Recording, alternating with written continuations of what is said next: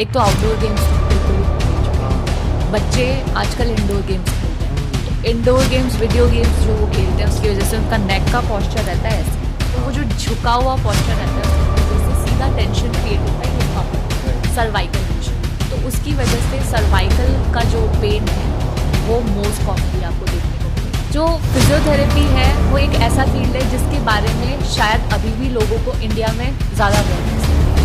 आप long setting में रहेंगे तो आपका जो इलियोपसोआस मसल है, ग्रोइन वाला जो रीजन है वो टाइट नहीं है, वो कंट्रैक्टेड नहीं है। आप जैसे सपोज बैंक में है, ठीक है, अगर आप जा रहे हैं मॉर्निंग और फिर आप बैठ रहे हैं 12 आवर्स का आप जॉब कर रहे हैं, बीच में सिर्फ लंच टाइम में आपको 1 घंटा मिल रहा है, उसमें आप खड़े हो, ठीक है, उसके अलावा आप बैठे ही हैं, इतने टाइम ये डेली रूटीन आप कर रहे हैं, तो ये आपकी क्रॉनिक कंडीशन है जो जनरेट हो रही है और धीरे धीरे ये क्रॉनिक कंडीशन आपकी एक्यूट में कन्वर्ट हो जाएगी। और किसी दिन जैसे आप जिम जाएंगे और आप वेट लिफ्ट कर रहे होंगे तो आपके वो निकलेगा डिस्ट्रेस की फॉर्म में कि अच्छा मैंने वो वेट लिफ्ट किया था, उस वजह से मेरे कमर में दर्द आ रहा है। हेडेक और वर्टिगो वाला इशू, आईज में आपके पेन आता है ना, आई साइट वीक हो जाती है, तो उसका रीजन। नमस्कार दोस्तों, वेलकम टू यूथक्वेक। आज का जो हमारा पॉडकास्ट है वो है हेल्थ के बारे में। वो हम कहते हैं ना कि सबसे बड़ा सुख है निरोगी काया। आज जो हम पॉडकास्ट करने वाले हैं इसमें जो गेस्ट हैं हमारे वो फिजियोथेरेपी में एक्सपर्ट हैं। उनका नाम है डॉक्टर तन्वी कुमावत। इनका जो क्लिनिक है वो है एक्टिव लाइफ फिजियो के नाम से, और रिसेंटली अभी इन्होंने एक प्रोग्राम किया था बाड़मेर में जो कि 4 विलेजेस को कवर करते हुए अराउंड मतलब तकरीबन 3,500-4,000 लोगों को इन्होंने फिजियोथेरेपी के बारे में गाइड किया, समझाया, which was a very big event. वहाँ पे जो एमएलए थे वो भी उसमें शामिल हुए थे। And it goes to show कि कितना इम्पॉर्टेंट है फिजियोथेरेपी हमारे वर्ल्ड में। होता क्या है कि ज़्यादातर लोग इस चीज़ को समझते नहीं है कि इंटरनल स्ट्रेंथ बॉडी की is more important than external strength. तो आज हम बहुत सारी बातें करेंगे हमारे गेस्ट के साथ, तो ज़्यादा वेट नहीं कराते हुए मैं बात करना शुरू करता हूँ। Thanks mister Vishal for inviting me. Thank you आप हमारा पॉडकास्ट के लिए इनविटेशन एक्सेप्ट किए। It was something which we wanted to happen, but somehow due to your busy schedule वो हो नहीं पा रहा था। So sorry for that, but thank you, finally ये चीज़ आज हो रही है। सो हम शुरू करते हैं पॉडकास्ट को with your journey, your story, as in because it is a podcast all about you. तो आप बताएं कि इस इंडस्ट्री में, फिजियोथेरेपी इंडस्ट्री में आप आए कैसे, and something about your family, your background. Okay, see physiotherapy background के बारे में मुझे पहले बिल्कुल पता नहीं था कि व्हाट इज़ फिजियोथेरेपी एंड इसमें होता क्या है, कि फिजियोथेरेपी होता क्या है, ये मुझे बाद में पता चला। वैसे मैंने नीट के लिए प्रिपेयर किया था, तो I dropped 2 years after my 12th। तो उसमें कट ऑफ जो थी वो थी उस ईयर 650 अराउंड, और मेरे कट ऑफ के अकॉर्डिंग मार्क्स कम थे। तो मैंने फिर सोचा कि यार नीट से तो होने वाला नहीं है कुछ, क्योंकि एमबीबीएस के लिए गवर्नमेंट कॉलेज चाहिए और उसके लिए फिर नीट क्लियर करना ज़रूरी है, यूजी। तो नहीं हो पाया। फिर मुझे पता चला कि नाम के आगे डॉक्टर तो चाहिए, पर उस टाइम पर फिजियोथेरेपिस्ट के नाम के आगे डॉक्टर नहीं लगाया जाता था। ऑल्दो अब जो है एनसीएचपी की न्यू गाइडलाइंस आई है, उसके according doctor Tanvi Kumawat PT अब हम लगा सकते हैं, मतलब नेम के आगे डॉक्टर और बाद में पीटी लगा सकते हैं। तो उस टाइम पे ये हुआ था कि मेरा एक फ्रेंड है, वो फिजियोथेरेपी के बारे में उसने सर्च किया था, तो उसने बोला कि मैं बैंगलोर जा रहा हूँ, तू मेरे साथ चलेगी फिजियोथेरेपी करने। तो मैंने बोला कि नहीं यार, मैं नहीं जाऊँगी, फिजियोथेरेपी क्या होती है मुझे आइडिया नहीं है। तो पापा ने उस टाइम पे बोला भी था कि किसी कंसल्टेंसी के थ्रू आप अगर चाइना जाना चाहते हो तो चले जाओ, कि अगर आपको एमबीबीएस करनी है तो वहाँ से कर लो। पर फिर वही था कि यहाँ आएंगे तो एनसीआई क्लियर करना पड़ेगा, और फिर उसमें भी बहुत एग्ज़ाम दो और ये सब। तो मैंने सोचा, और फिर उससे भी बड़ा नॉलेज वो उसकी, जो आप चाइना जाओगे, चाइना की लैंग्वेज आपको सीखनी पड़ेगी, और चाइना की लैंग्वेज वो जो वर्ड्स देखकर, लेटर्स देखकर मुझे तो ऐसा लगता है कि नहीं यार कैसे, तो फिर मैं इसलिए चाइना तो जा नहीं पाई। फिर मैंने सोचा कि फिजियोथेरेपी में ही देखते हैं कि क्या होता है। उस टाइम पर महात्मा गांधी और मतलब जयपुर का बेस्ट कॉलेज था, और अभी भी आज भी है। तो मैंने फिर महात्मा गांधी में एडमिशन लिया, तो फिजियोथेरेपी में मैं गई। फर्स्ट ईयर में तो समझने में लग गया कि क्या होती है फिजियोथेरेपी। फिर लेकिन ये था कि what ever happens happens for the best. जो अब मैं फिजियोथेरेपी में हूँ, I am very happy about my profession, और मैं इस प्रोफेशन में हूँ, मैं इस प्रोफेशन का एक पार्ट हूँ। I am a proud physiotherapist now, क्योंकि अब जब मैं पेशेंट्स को हील करती हूँ, उनके पेन को ठीक करती हूँ, उसके बाद में जो उनके चेहरे पर एक हैप्पीनेस मैं देख सकती हूँ, और फिर वो जो मुझे थैंक करते हैं, कि मैं कहती हूँ कि नहीं मैंने कुछ नहीं किया, शायद मेरे भगवान ने किया है, क्योंकि ऑब्वियसली मैं कौन होती हूँ कुछ करने वाली। तो जो फिजियोथेरेपी है वो एक ऐसा फील्ड है जिसके बारे में शायद अभी भी लोगों को इंडिया में ज़्यादा अवेयरनेस नहीं है, और मेनली राजस्थान में, क्योंकि राजस्थान में लोगों को पता नहीं है कि फिजियोथेरेपी क्या है। जैसे मुझे भी नहीं पता था जब मैंने फिजियोथेरेपी ज्वाइन की थी कि फिजियोथेरेपी होती क्या है। जब बाद में पता चला कि physiotherapy is something which through which we can completely cure a patient without medicine, without surgery. ठीक है, तो फिजियोथेरेपी में आप सर्जरी रोक सकते हो किसी भी पेशेंट की। ठीक है, फिजियोथेरेपी जब मैंने स्टार्ट करी थी तो हमारे महात्मा गांधी में क्या होता है कि 3rd ईयर से ही हमारे पोस्टिंग्स होती है। अच्छा। यानी Mahatma Gandhi have its own multi speciality hospital. ठीक है, महात्मा गांधी हॉस्पिटल जो कि सीतापुरा में है, और वहाँ पर हम लोगों को 3rd ईयर से हमारी पोस्टिंग होती थी ICUs में, HDUs में। तो वहाँ पर हम लोगों को पोस्टिंग्स पे ले जाया जाता था, और हमारे सीनियर्स जाते थे हमारे साथ में। और 3rd ईयर से ही मैंने as an apprentice 2-3 clinics join कर लिए थे, और हॉस्पिटल्स ज्वाइन कर लिए थे, ताकि मुझे एक्सपोजर मिलता रहे, पेशेंट्स मिलते रहे, और अलग अलग केसेस में देखती रहूं, और मुझे नॉलेज गेन होती रहे। मैं केसेस जितने ज़्यादा देखूंगी उतनी ज़्यादा मेरी नॉलेज बढ़ेगी, और उतना ज़्यादा मैं पेशेंट्स अच्छे से देख पाऊंगी, और कौन सी क्लिनिकल कंडीशन कैसे ट्रीट करनी है ये मुझे ज़्यादा आइडिया लगेगा।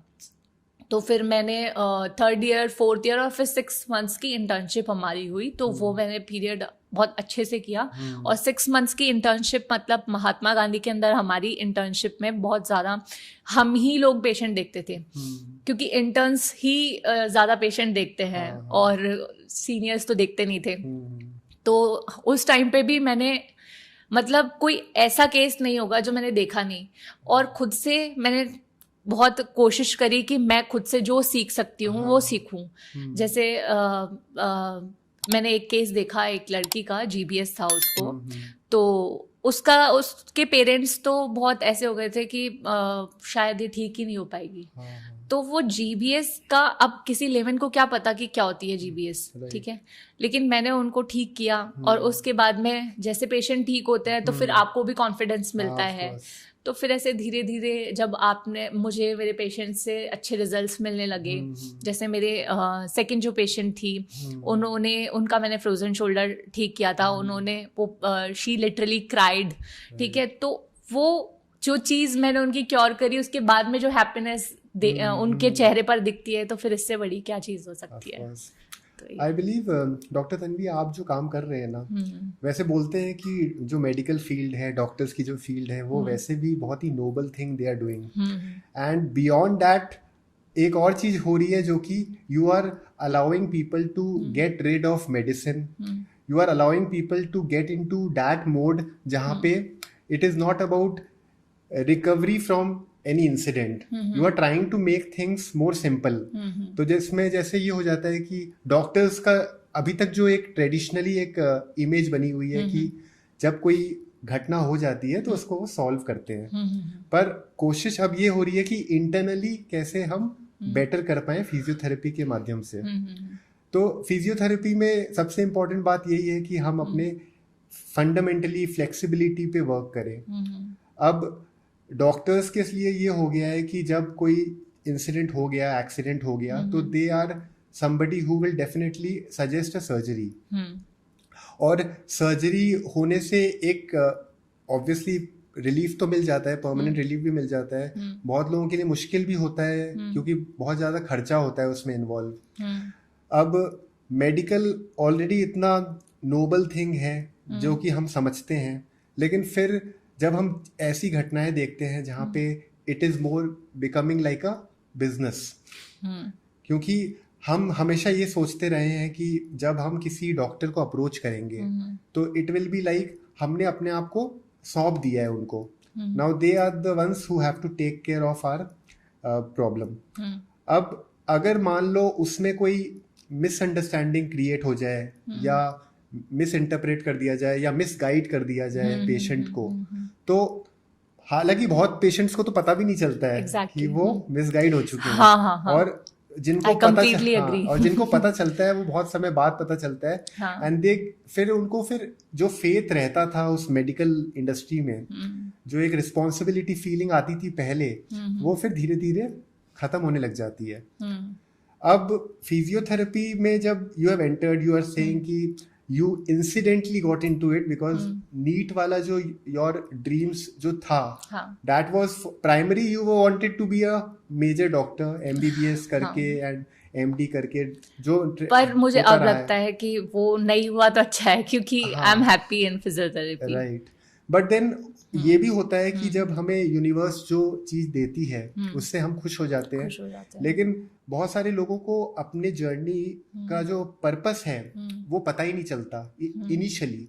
जब हम पढ़ाई करते हैं तो पढ़ाई करते करते हम वो चीजों में एंटर कर जाते हैं जो हमें हमारे पास आ रही है। पढ़ाई में कभी भी वो रोल नहीं आता कि हम चूज कर रहे हैं कोई चीज, बिकॉज एजुकेशन सिस्टम इस तरह से है कि पहले आपने 10th पढ़ना है, 10th तक पढ़ना है, फिर आपको 12th करना है, फिर साइंस कॉमर्स जो डिसाइड करोगे आप, अकॉर्डिंगली आप अपना करियर बनाते हो।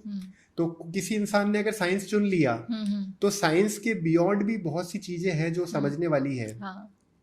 अब साइंस पढ़ते वक्त उनका माइंड इतना मैकेनिकल हो जाता है कि उसमें अगर कोई क्रिएटिव स्कोप है इस चीज को बेहतर करने का, जो ट्रेडिशनली चलती आई चीजों को बेहतर करने का, तो वो हो नहीं पाता है क्योंकि वो पढ़ाई में ही रम जाते हैं और एक एम्बिशन इस तरह का बन जाता है कि I have to get the marks, मुझे क्लियर करना है, मुझे जो मैंने फीस दी है उसको रिकवर करना है, and then I have to earn later. तो ये सब कुछ ना वैसे बहुत ही बिजनेस के पॉइंट ऑफ व्यू से चीजें होने लग जाती है। तो बच्चे का काम है सीखना, और हम ये चाहते हैं कि जो हमने पहले सीखा उससे हम कुछ नई चीजें भी एक्सप्लोर करें जो एजुकेशन सिस्टम में हो नहीं पाती हैं। नाउ यू आर सेइंग कि you are happy with what happened, तो फिजियोथेरेपी में आने के बाद what is the major thing which you have realized जो कि अभी बहुत बड़ी प्रॉब्लम बन चुकी है मेडिकल इंडस्ट्री में? देखो, जो मैंने रियलाइज़ किया है वो ये है कि पहली बात तो लोगों को फिजियोथेरेपी के बारे में अवेयरनेस है ही नहीं कि होती क्या है, और फिर अगर है भी तो कुछ मिथ्स हैं, जैसे ट्रेडिशनल अप्रोचेस चलती आ रही हैं। ट्रेडिशनल अप्रोचेस में ये है कि कुछ फिजियोथेरेपिस्ट सिर्फ टेंस लगाते हैं, IFT लगाते हैं और 3 एक्सरसाइज करवा के पेशेंट को भेज देते हैं। और वो क्या करते हैं कि इनिशियल 7 डेज में तो उनको इलेक्ट्रोथेरेपी पे रखते हैं, विच इज़ टेंस, अल्ट्रासाउंड और IFT वगैरह। तो पेशेंट तो ये सोचकर आता है कि शायद मुझे यहाँ से ट्रीटमेंट मिल रहा है, तो उनके साइकोलॉजिकली उनका माइंडसेट वैसा बन जाता है कि शायद मैं इससे ठीक हो जाऊंगा, इलेक्ट्रिकल मोडालिटी अगर मेरे लग जाएगी तो शायद मैं इससे ठीक हो जाऊंगा। बट जो एक्चुअली वो हील होंगे, एक्चुअली वो मैनुअल थेरेपी से होंगे।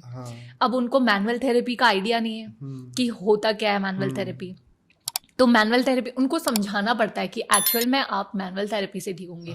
पर वो उनका जो पास्ट एक्सपीरियंस है, अब वो उनकी गलती नहीं है, कि कुछ फिजियोथेरेपिस्ट की भी गलती है। वो ट्रेडिशनल अप्रोच यूज कर रहे हैं, वो वही यूज कर रहे हैं कि अभी तक टेंस लगा दिया, 3 एक्सरसाइज बता दी और फिर हॉट पैक लगा दिया और भेज दिया। लेकिन पेशेंट की आपने उसको प्रॉपर असेस किया, आपने उसकी प्रॉपर हिस्ट्री ली। आप अगर उसको प्रॉपर तरीके से डायग्नोस नहीं करोगे तो फिर आप उसको ट्रीटमेंट कैसे दोगे? जब आपको उसका एक्चुअल रूट कॉज नहीं पता होगा तो फिर आप उसको ट्रीटमेंट क्या देना है, how will you know that? ठीक है, तो अब उसके लिए अब एक तो जब पेशेंट आते हैं मेरे पास में तो कुछ पेशेंट्स को मिसगाइड किया जाता है, कुछ न्यूरोसर्जन्स और ऑर्थोपेडिशियंस, देखिए मैं किसी को भी डिफेम नहीं कर रही, पर प्लीज ऐसा ना करें जस्ट टू गेन बिजनेस, है ना, क्योंकि पेशेंट्स आप पर रिलाय कर रहे हैं, ठीक है, वो आप पर ट्रस्ट कर रहे हैं, डोंट ब्रेक देयर ट्रस्ट, ठीक है, क्योंकि वो सोचते हैं कि शायद मैं यहाँ से ठीक हो जाऊं। अब मेरी एक पेशेंट है, तो उनको बोला था डॉक्टर ने, न्यूरोसर्जन ने, कि आप अगर थोड़ा सा टाइम और लगाते तो आपके पैरालिसिस आ सकता था, तो आप सर्जरी करवा लो। तो मेरे एक नोन थे, उनके घर ही गए हुए थे, तो उन्होंने बोला कि my sister is physiotherapist, if you want to take physiotherapy sessions then you can take from her. तो उन्होंने बोला कि ठीक है, लेकर देख लेते हैं, सर्जरी तो लास्ट ऑप्शन है ही, कि लेकर देख लेते हैं। विद इन 21 सेशंस उनका पेन पूरा सबसाइड हो गया था फिजियोथेरेपी से, और that doctor was wrong completely. क्योंकि अगर आप, लोगों को डरा दिया जाता है कि उनकी एमआरआई में डिस्क बल्ज आ गया, ओ गॉड डिस्क बल्ज आ गया, अब तो डिस्क बल्ज है, वो नर्व कंप्रेस हो रही है, सयाटिका। एक तो लोग खुद से ही ये सोच लेते हैं कि मेरे सयाटिका है, वो खुद से ही ये इंटरप्रेट कर लेते हैं, ओहो अरे मेरे तो सयाटिका है। मुझे पेशेंट्स फोन करते हैं, वो बोलते हैं कि हाँ डॉक्टर तन्वी मुझे ये सयाटिका की प्रॉब्लम है। मैं बोलती हूँ कि who diagnosed you, who assist that you have sciatica. तो आपको किसने बोला कि आपके सयाटिका है? तो नहीं, वो तो मैंने खुद ही सोच लिया कि मेरे पैर में पेन आता है तो मेरे सयाटिका होगा। तो वो गलत चीज है। आप किसी अच्छे फिजियोथेरेपिस्ट से कंसल्ट करें, आप उनसे पूछें कि आपकी प्रॉब्लम क्या है, ठीक है, वो आपको बताएंगे कि प्रॉब्लम ये है। और आप ये मत सोचो कि एमआरआई में अगर ये आया है कि आपके डिस्क बल्ज है तो it can't be completely cured. It can, ये हो सकती है, ठीक है, ऐसा नहीं है कि नहीं हो सकती। We can completely cure your clinical condition, चाहे वो आपका सयाटिका हो, चाहे वो आपका डिस्क बल्ज हो, पीआईवीडी हो, या फिर आपका neck pain, cervical issue, cervical spondylitis हो, या फिर आपका स्कॉलियोसिस हो, पोस्चरल डिफॉर्मिटी हो, upper cross syndrome, lower cross syndrome, whatever it is, we can completely cure it. तो ऐसा नहीं है। जो मिथ्स यही है कि पेशेंट्स का एक, फिर क्या होता है कि डॉक्टर ने बोल दिया ना, तो वो साइकोलॉजिकल एक माइंडसेट बन जाता है कि नहीं यार डॉक्टर ने बोला है कि ये चीज तो है, सर्जरी से ही ठीक होगी, तो आप इसको कैसे ठीक करोगे? तो उनको समझाना पड़ता है कि नहीं, हम ठीक कर सकते हैं। तो फिर ये चीज बस मैं बोलना चाहूंगी कि अगर आप गाइड कर सकते हैं कि आप फिजियोथेरेपी करवाएं, तो कुछ अच्छे भी होते हैं जो ऑर्थोपेडिशियंस बताते हैं, जो गाइड करते हैं, उनको बोलते हैं कि नहीं आप फिजियोथेरेपी करवाओ। पर कुछ होते हैं जो बिजनेस गेन करने के लिए, मार्केटिंग के लिए, कुछ मेरे पास भी आते हैं, बोलते हैं कि आप हमें टीकेआर के पेशेंट भेजो। पर अगर वो मैं ही ऐसा करने लगूंगी तो वो फिर किस पर भरोसा करेंगे पेशेंट? वो मुझ पर, मेरे पास आ रहे हैं, वो क्यों आ रहे हैं? कि मैं उनको फिजियोथेरेपी ट्रीटमेंट दूंगी। और फिजियोथेरेपी क्या है कि फिजियोथेरेपी क्या है, आपको मैं ट्रीटमेंट दे रही हूँ without surgery, without any medication. और अगर मैं ही उनको बोल दूंगी कि नहीं आपके तो इतना ऑस्टियोआर्थराइटिस है, इसका तो कुछ नहीं हो सकता, और आप तो जाओ सर्जरी करवाओ, मेरा रेफरेंस ले लेना, तो मेरे पास तो पैसे आ जाएंगे, पर उस पेशेंट का क्या, उसकी लाइफ तो खराब ना। पर मैं ऐसा कभी नहीं कर सकती, उसका तो फिर जीवन खराब हो जाएगा। हाँ, ये बात आपने एकदम सही कही कि हम खुद के डॉक्टर खुद ही बन जाते हैं बहुत बार। और ये पहले तो फिर भी ठीक था, जब हमारे मतलब 40 ईयर्स 50 ईयर्स पहले, जब हमारे दादाजी दादी जी वो जब हमें सजेस्ट करते थे तो वो घरेलू नुस्खे होते थे, वो फिर भी एक लिमिट तक ठीक था। लेकिन अब जो ऐसी चीज हो गई है कि कुछ चीजों के लिए ना एक टेम्पलेट जैसा बन गया है कि अगर बुखार हो गया, खांसी हो गई तो ये दवाई लेनी है। अब उसका रूट कॉज जाने के लिए कोई नहीं कोशिश करता। रूट कॉज से मुझे याद आया, अब आपको पता है कि साइनस की प्रॉब्लम, जो जुकाम, खांसी, ये सब होता है, साइनस का इशू है, टेम्पोरोमैंडिबुलर जॉइंट में पेन जो होता है वो, वर्टिगो, चक्कर आना, माइग्रेन के डॉक्टर्स बोल देते हैं माइग्रेन की दवाइयाँ लेते रहो, बेचारे पेशेंट लेते रहते हैं, और क्या करें। लेकिन इसका भी इलाज है फिजियोथेरेपी में। Even some physiotherapist don't know about it. Physiotherapy में है इसका इलाज। ये और बहुत मैं बड़ी करती हूँ। प्रॉब्लम है, हाँ। क्योंकि जो बात हम कह रहे थे कि लोग अपने हिसाब से चीजें सोच लेते हैं, क्योंकि अब तो और बहुत ज्यादा हो गया है जब ये सोशल मीडिया आ चुका है, हाँ। जहाँ पे यूट्यूब इंस्टाग्राम पे लोग इतना इन्फॉर्मेशन गैदर कर लेते हैं कि मान लो किसी को अगर ये जानना है कि ये प्रॉब्लम की दवाई क्या है, तो वो यूट्यूब में जाके चेक कर लेते हैं। हाँ वही तो। इवन डॉक्टर्स के पास भी अप्रोच नहीं करते और फिर जब चीजें बिगड़ जाती हैं तब वो डॉक्टर्स को या मेडिकल लाइन को ब्लेम करते हैं। इसमें एक बात ये भी आती है कि ये तो हो गया जो कस्टमर पॉइंट ऑफ व्यू से बात हो गई। दूसरी बात ये है कि जो सप्लाई कर रहे हैं, इन द सेंस कि जो इस लाइन में डॉक्टर्स हैं, उनको क्या प्रॉपर ट्रेनिंग मिल रही है, क्या उनको जो पढ़ाया जा रहा है वो सफिशिएंट है कि नहीं है, ये सबसे इम्पोर्टेंट बात है। अब अगर मान लो जो चीज हमेशा से चलती आई है, जो हमेशा से सीखते आए हैं लोग, अगर वो बुक्स में जो नॉलेज दी जा रही है वो सेम ही रहेगी, तो कोई क्या तो नई चीज सीखेगा। एंड सेकेंडली जो बातें यू वर सेइंग कि ये चीजें after getting into the physiotherapy line on the job बहुत सी चीजें पता चलिए फिगर आउट हुआ है टू यू कि किस तरह से हम चीजों को सॉल्व कर सकते हैं जो लोगों को पता भी नहीं है ऑलरेडी। अब उसका कारण तो यही है कि जो पढ़ाया जाता है, जो सिखाया जाता है, जो प्रैक्टिकल ट्रेनिंग दी जाती है फिजियोथेरेपिस्ट को, उनको खुद को सही चीजें नहीं बताई जाती। एग्जैक्टली मैं आपको एक बताती हूँ इसके बारे में। जब मैं पढ़ रही थी, जो बुक्स मैंने पढ़ी है, तो उसमें जो ट्रीटमेंट प्रोटोकॉल था वो कभी मैंने अप्लाई नहीं किया, क्योंकि वो मैं अप्लाई कर ही नहीं सकती ना मेरे पेशेंट्स पे। Every person is different and every persons body is different. तो उनकी मसल डिफरेंट है, उनकी मसल्स की स्ट्रेंथ डिफरेंट है, स्किन का टेक्सचर डिफरेंट है, सब अलग है। तो आप सब पर एक टेक्निक, हो सकता है कि किसी पर वो टेक्निक सही काम कर रहा है, किसी पर ना भी करे। तो पेशेंट टू पेशेंट आपको देखना पड़ता है। अब जो ट्रीटमेंट प्रोटोकॉल बुक्स में है, सेटअप है, जो क्राइटेरिया वो हम यहाँ पर इम्प्लीमेंट नहीं कर सकते। अब जैसे मेरे एक पेशेंट है, तो स्कॉलियोसिस के पेशेंट है वो, तो वो गए 10 ईयर्स से उनको, मोर देन 10 ईयर्स से उनको स्कॉलियोसिस की प्रॉब्लम है and it was not congenital. मतलब कंजेनाइटल जो बर्थ से होता है तो वो नहीं है, उनको पॉस्चरल है। ठीक है।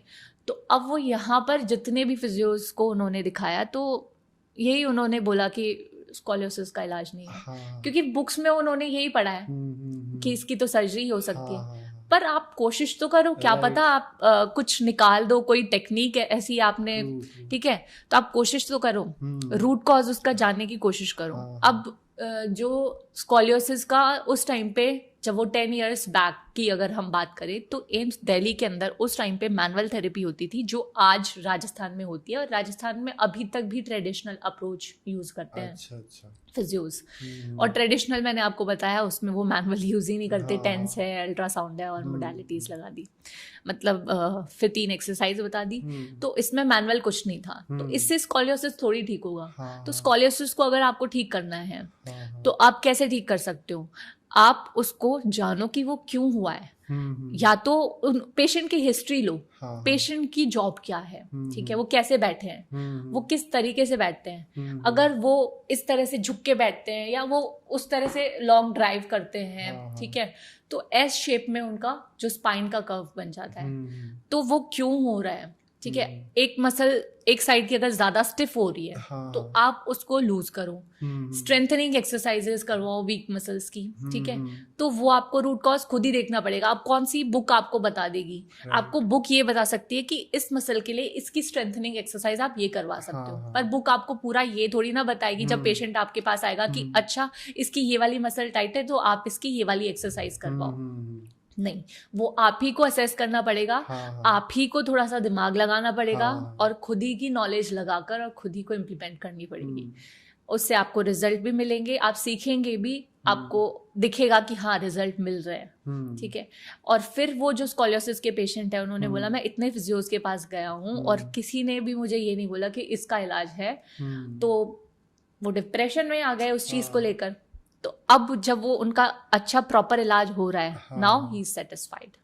एक चीज मेडिकल लाइन में, डॉक्टर्स की लाइन में हमेशा हम देखते हैं कि बहुत ही रोबोटिक तरीके से चीज़ों को हैंडल किया जाता है कि किसी पेशेंट आए तो मुश्किल से 1 मिनट या 1.5 मिनट बात होती है और वो अब दवाइयाँ लिख देते हैं और बोल जाओ जाओ जाओ, as if they don't have time, they are a celebrity, उनके पास समय नहीं है। बेसिकली आप किसी की प्रॉब्लम को सॉल्व करना चाहते हो और आप प्रॉब्लम को समझ भी नहीं रहे हो, प्रॉब्लम को समझने के लिए टाइम देना पड़ता है। Same question, one patient came to me, तो he told me the same thing जो अभी आपने बोला, सेम उनका यही स्टेटमेंट था कि मैं डॉक्टर के पास जाना पसंद नहीं करता। मैंने कहा क्यों? क्योंकि वो बात ही नहीं सुनते मेरी। मैंने बोला मैं सुनूंगी आपकी बात, आप मुझे बताओ। He was a diabetic patient and suffering from diabetic neuropathy, ठीक है। तो डायबिटिक न्यूरोपैथी में क्या होता है कि पेन, वो टिंगलिंग सेंसेशंस और नमनेस रहती है पैरों में, तो वो उनको थी।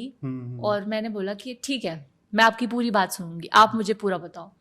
बैठकर उन्होंने पूरा अपनी हिस्ट्री बताई, सारा कि कैसे क्या हुआ, कहाँ ट्रीटमेंट लिया, कौन सी मेडिकेशंस चल रही है। उससे पेशेंट भी सेटिस्फाई हो जाता है कि हाँ मेरी कोई सुन रहा है, ठीक है। उसके बाद में ही तो आप उनकी सुनकर ही तो आप गैस कर सकते हो कि उनको क्या प्रॉब्लम है। फिर उसके अकॉर्डिंग डिफरेंशियल डायग्नोसिस कर सकते हो कि और क्या हो सकता है इनको, और कौन सी क्लिनिकल कंडीशन इनकी हो सकती है।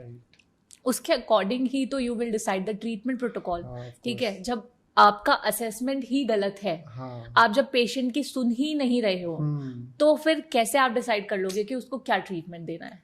और ये प्रॉब्लम जो अपन डिस्कस कर रहे हैं ये बहुत बड़ी प्रॉब्लम है।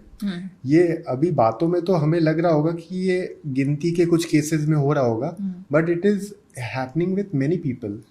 और मैं तो हमारे दर्शकों को भी यही बताना चाहूँगा कि इट इज़ वेरी इंपॉर्टेंट कि आप लोग अवेयर रहें और आप लोग इस बात को समझें कि जब हम किसी प्रॉब्लम में आ गए हैं तो we should definitely take 2 opinion, second opinion, third opinion. ऐसा नहीं है कि हम सिर्फ एक ही डॉक्टर पे रिलाय करें, क्योंकि ये बहुत बार होता है कि हम जैसे किसी डॉक्टर के पास गए, उन्होंने सबसे पहली चीज सर्जरी सजेस्ट कर दी, तो हम ये सोचते हैं कि अब दूसरे या तीसरे डॉक्टर से बात करने की जरूरत क्या है, या फिर हम इतना घबरा जाते हैं कि हम कहीं और जाएंगे तो ज्यादा लेट नहीं हो जाए। तो ये जो शुरुआत में जो घबराहट है उसकी वजह से हम गलत फैसले ले लेते हैं। अब मान लो वो प्रॉब्लम फिजियोथेरेपी से सॉल्व हो सकती है, लेकिन हमने क्योंकि डॉक्टर की बात मान ली और हम सर्जरी के लिए चले गए, तो वो जो एक मसल्स की प्रॉब्लम थी या जो हमारे बॉडी से रिलेटेड एक इशू था, उसको फिजियोथेरेपी से ही परमानेंट तरीके से सॉल्व किया जा सकता था। And that would have helped even कि आपकी बॉडी ज़्यादा लंबे समय तक अच्छी चलती, क्योंकि सर्जरी से ये होता है कि आपने सर्जरी कराई तो आपने अपनी बॉडी को वीक कर लिया। वो जो आपको भगवान ने जिस तरह बनाया है, उस बॉडी की जो ताकत है उसको कमजोर कर दिया सर्जरी करके। Exactly. तो जितनी भी सर्जरी आजकल होती है, नी सर्जरी या फिर हिप सर्जरी या फिर और जो पोस्चर से रिलेटेड भी सर्जरी होती है, जैसे शोल्डर सर्जरी, तो इस तरह की जो सर्जरी डॉक्टर्स सजेस्ट कर देते हैं, मैं ऐसा नहीं कह रहा कि हर डॉक्टर गलत सजेशन देते हैं, लेकिन अमूमन ऐसा हो जाता है कि जब हम पेशेंट्स को देखते हैं कि वो घबराए हुए हैं, तो उनकी घबराहट को सही तरीके से समझने के बजाय हम आसान रास्ता ढूंढते हैं और हम अपने प्रोफेशन को भी बदनाम करते हैं। तो इट इज़ वेरी इंपॉर्टेंट कि डॉक्टर्स जो ऐसा करते हैं वो भी इस बात को समझें, इसकी गंभीरता को समझें, क्योंकि हम किसी की लाइफ के साथ डील कर रहे हैं। Exactly. और पेशेंट्स को भी समझना चाहिए कि वो ज़्यादा एप्रीहेंशन के साथ डील नहीं करें और इतना भी परेशान नहीं हो कि वो जल्दबाजी में अपने ही दुश्मन बन जाएं। Exactly. तो इस बात को कंटिन्यू करते हुए मैं आपसे ये पूछना चाहूँगा कि ऐसी कौन सी मेजर सर्जरीज हैं जो कॉमन है, जो रेगुलरली होती आई है, लेकिन उसका क्योर अगर प्रॉपर रिसर्च किया जाए तो उसका क्योर हो सकता है फिजियोथेरेपी के थ्रू भी। L4, L5, S1 disc bulge बहुत कॉमन है और आप हर किसी की MRI में देखेंगे डिस्क बल्ज है, PIVD है, नर्व कंप्रेशन है, ठीक है, और फेसेट जॉइंट आर्थ्रोप्लास्टी है। ये बहुत कॉमन चीज़ है जो सबकी MRI में मिलती है। और स्टेनोसिस के केसेस है। तो कुछ भी हो, ठीक है, या फिर शोल्डर रोटेटर कफ इंजरी है, ठीक है, और नी ऑस्टियोआर्थराइटिस है, तो कुछ भी हो वो एक बार फिजियोथेरेपिस्ट को आप कंसल्ट करें, वो ठीक हो सकता है without surgery, without any medication, है ना। अब फिजियोथेरेपी का क्या है कि 2-3 सेशन लोग लेते हैं और सोचते हैं कि 2-3 सेशन में ठीक हो जाएगा, और 2-3 सेशन में उनको रिजल्ट नहीं मिल पाता, तो फिर वो हो जाते हैं डिसअपॉइंटेड कि भाई अब तो मुझे रिजल्ट नहीं मिल रहा। See, physiotherapy is a time taking process, not a single day process, ठीक है।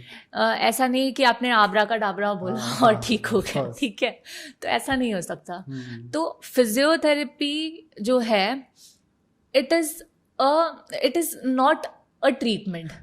Don't take it as your treatment, ठीक है। Take it as your daily routine workout. Take it as your daily routine gym workout, your yoga, your pilates, everything, ठीक है। अब अगर 2-3 कुछ लोग जैसे मान लो 10-15 सेशन हुए और कुछ लोग ये सोचते हैं 10-15 सेशंस हो गए और रिजल्ट नहीं मिल रहा, छोड़ देता हूँ फिजियोथेरेपी, कोई फायदा तो हो नहीं रहा। नहीं, you have to be patient for that. Patience रखोगे तो रिजल्ट मिलेगा, और अच्छा रिजल्ट मिलेगा।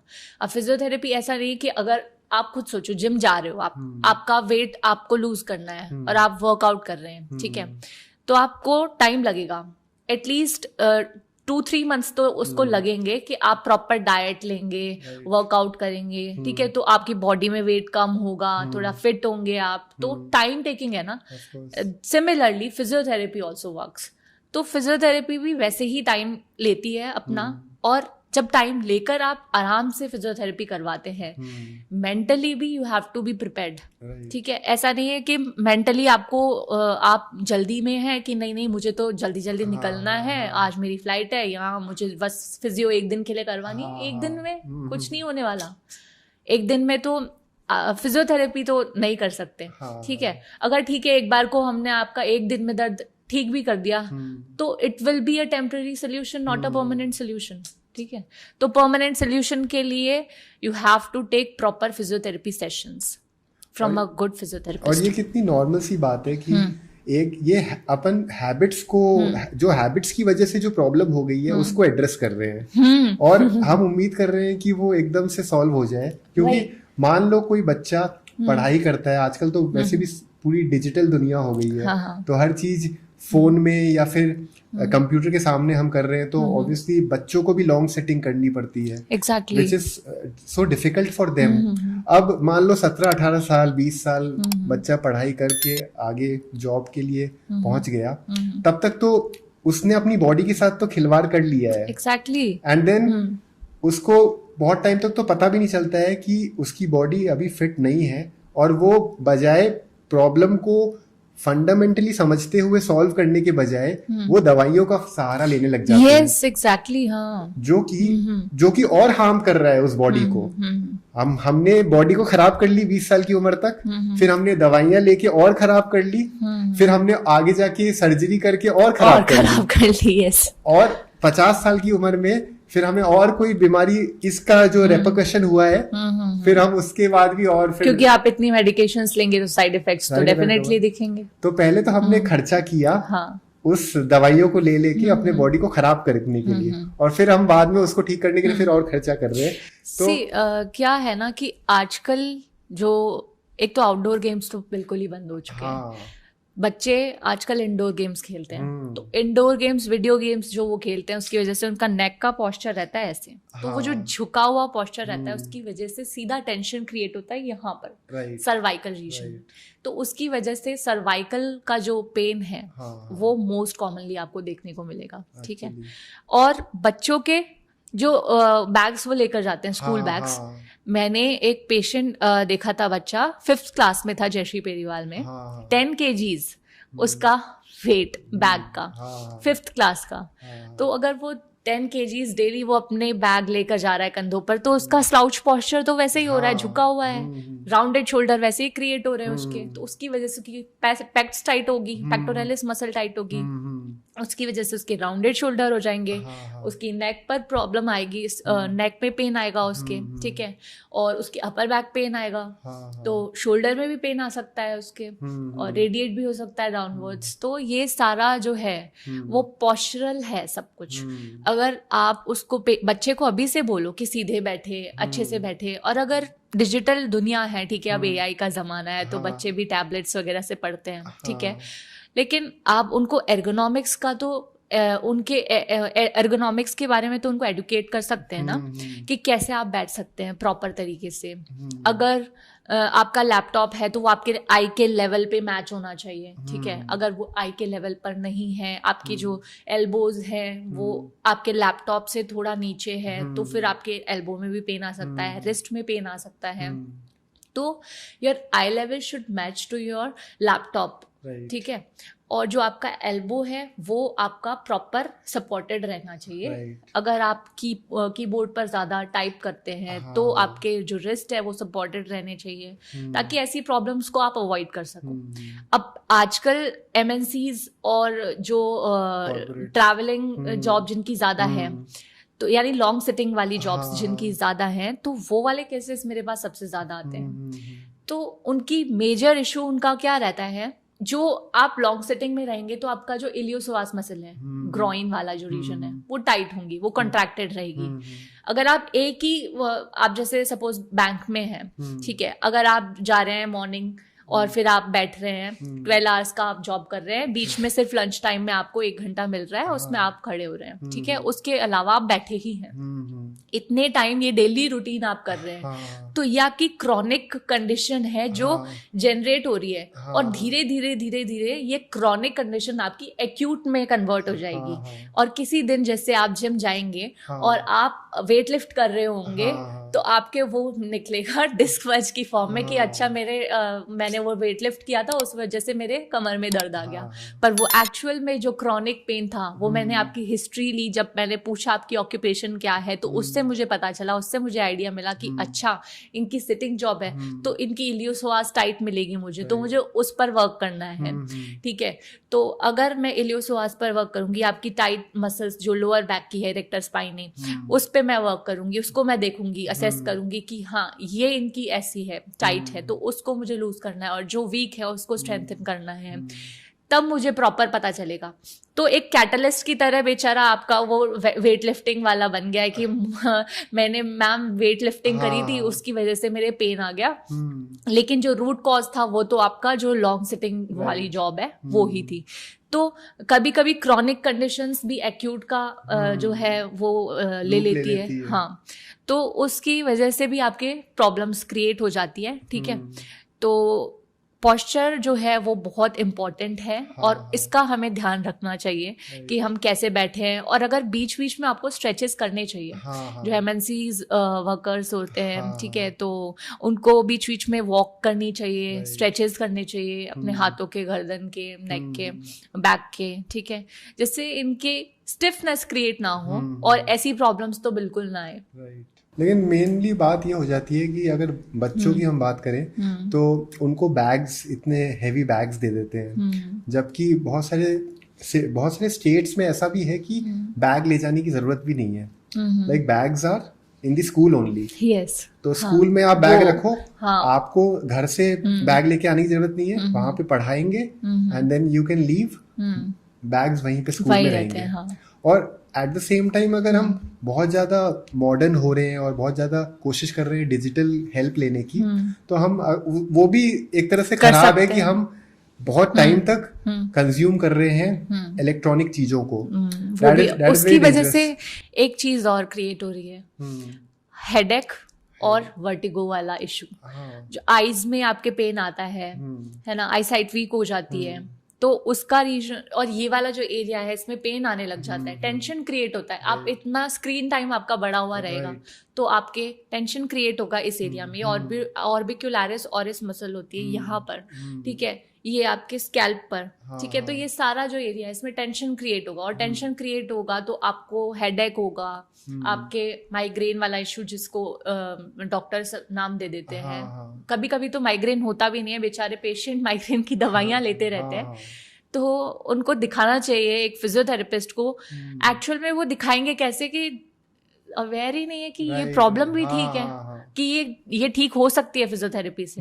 एक्चुअली जिस तरह से मार्केटिंग हुई है ना मेडिकल लाइन की, उसमें हमेशा इस तरह से दर्शाया गया है कि कोई प्रॉब्लम हो दवाई लो, कोई प्रॉब्लम हो डॉक्टर से मिलो। अभी हम लोग जो मैंने बताया था बाड़मेर में हमने कैंप लगाया था जिसमें मिस्टर रविंद्र सिंह जी भाटी जो MLA थे, तो उन जब हमने पेशेंट्स को ट्रीट किया वहां पर, तो वहां पर वो कह रहे थे कि हमको मेडिसिन चाहिए, मतलब दवाई दो, दवाई नहीं दोगे आप हमको, वो कह रहे थे कि डॉक्टर हमको दवाई दो।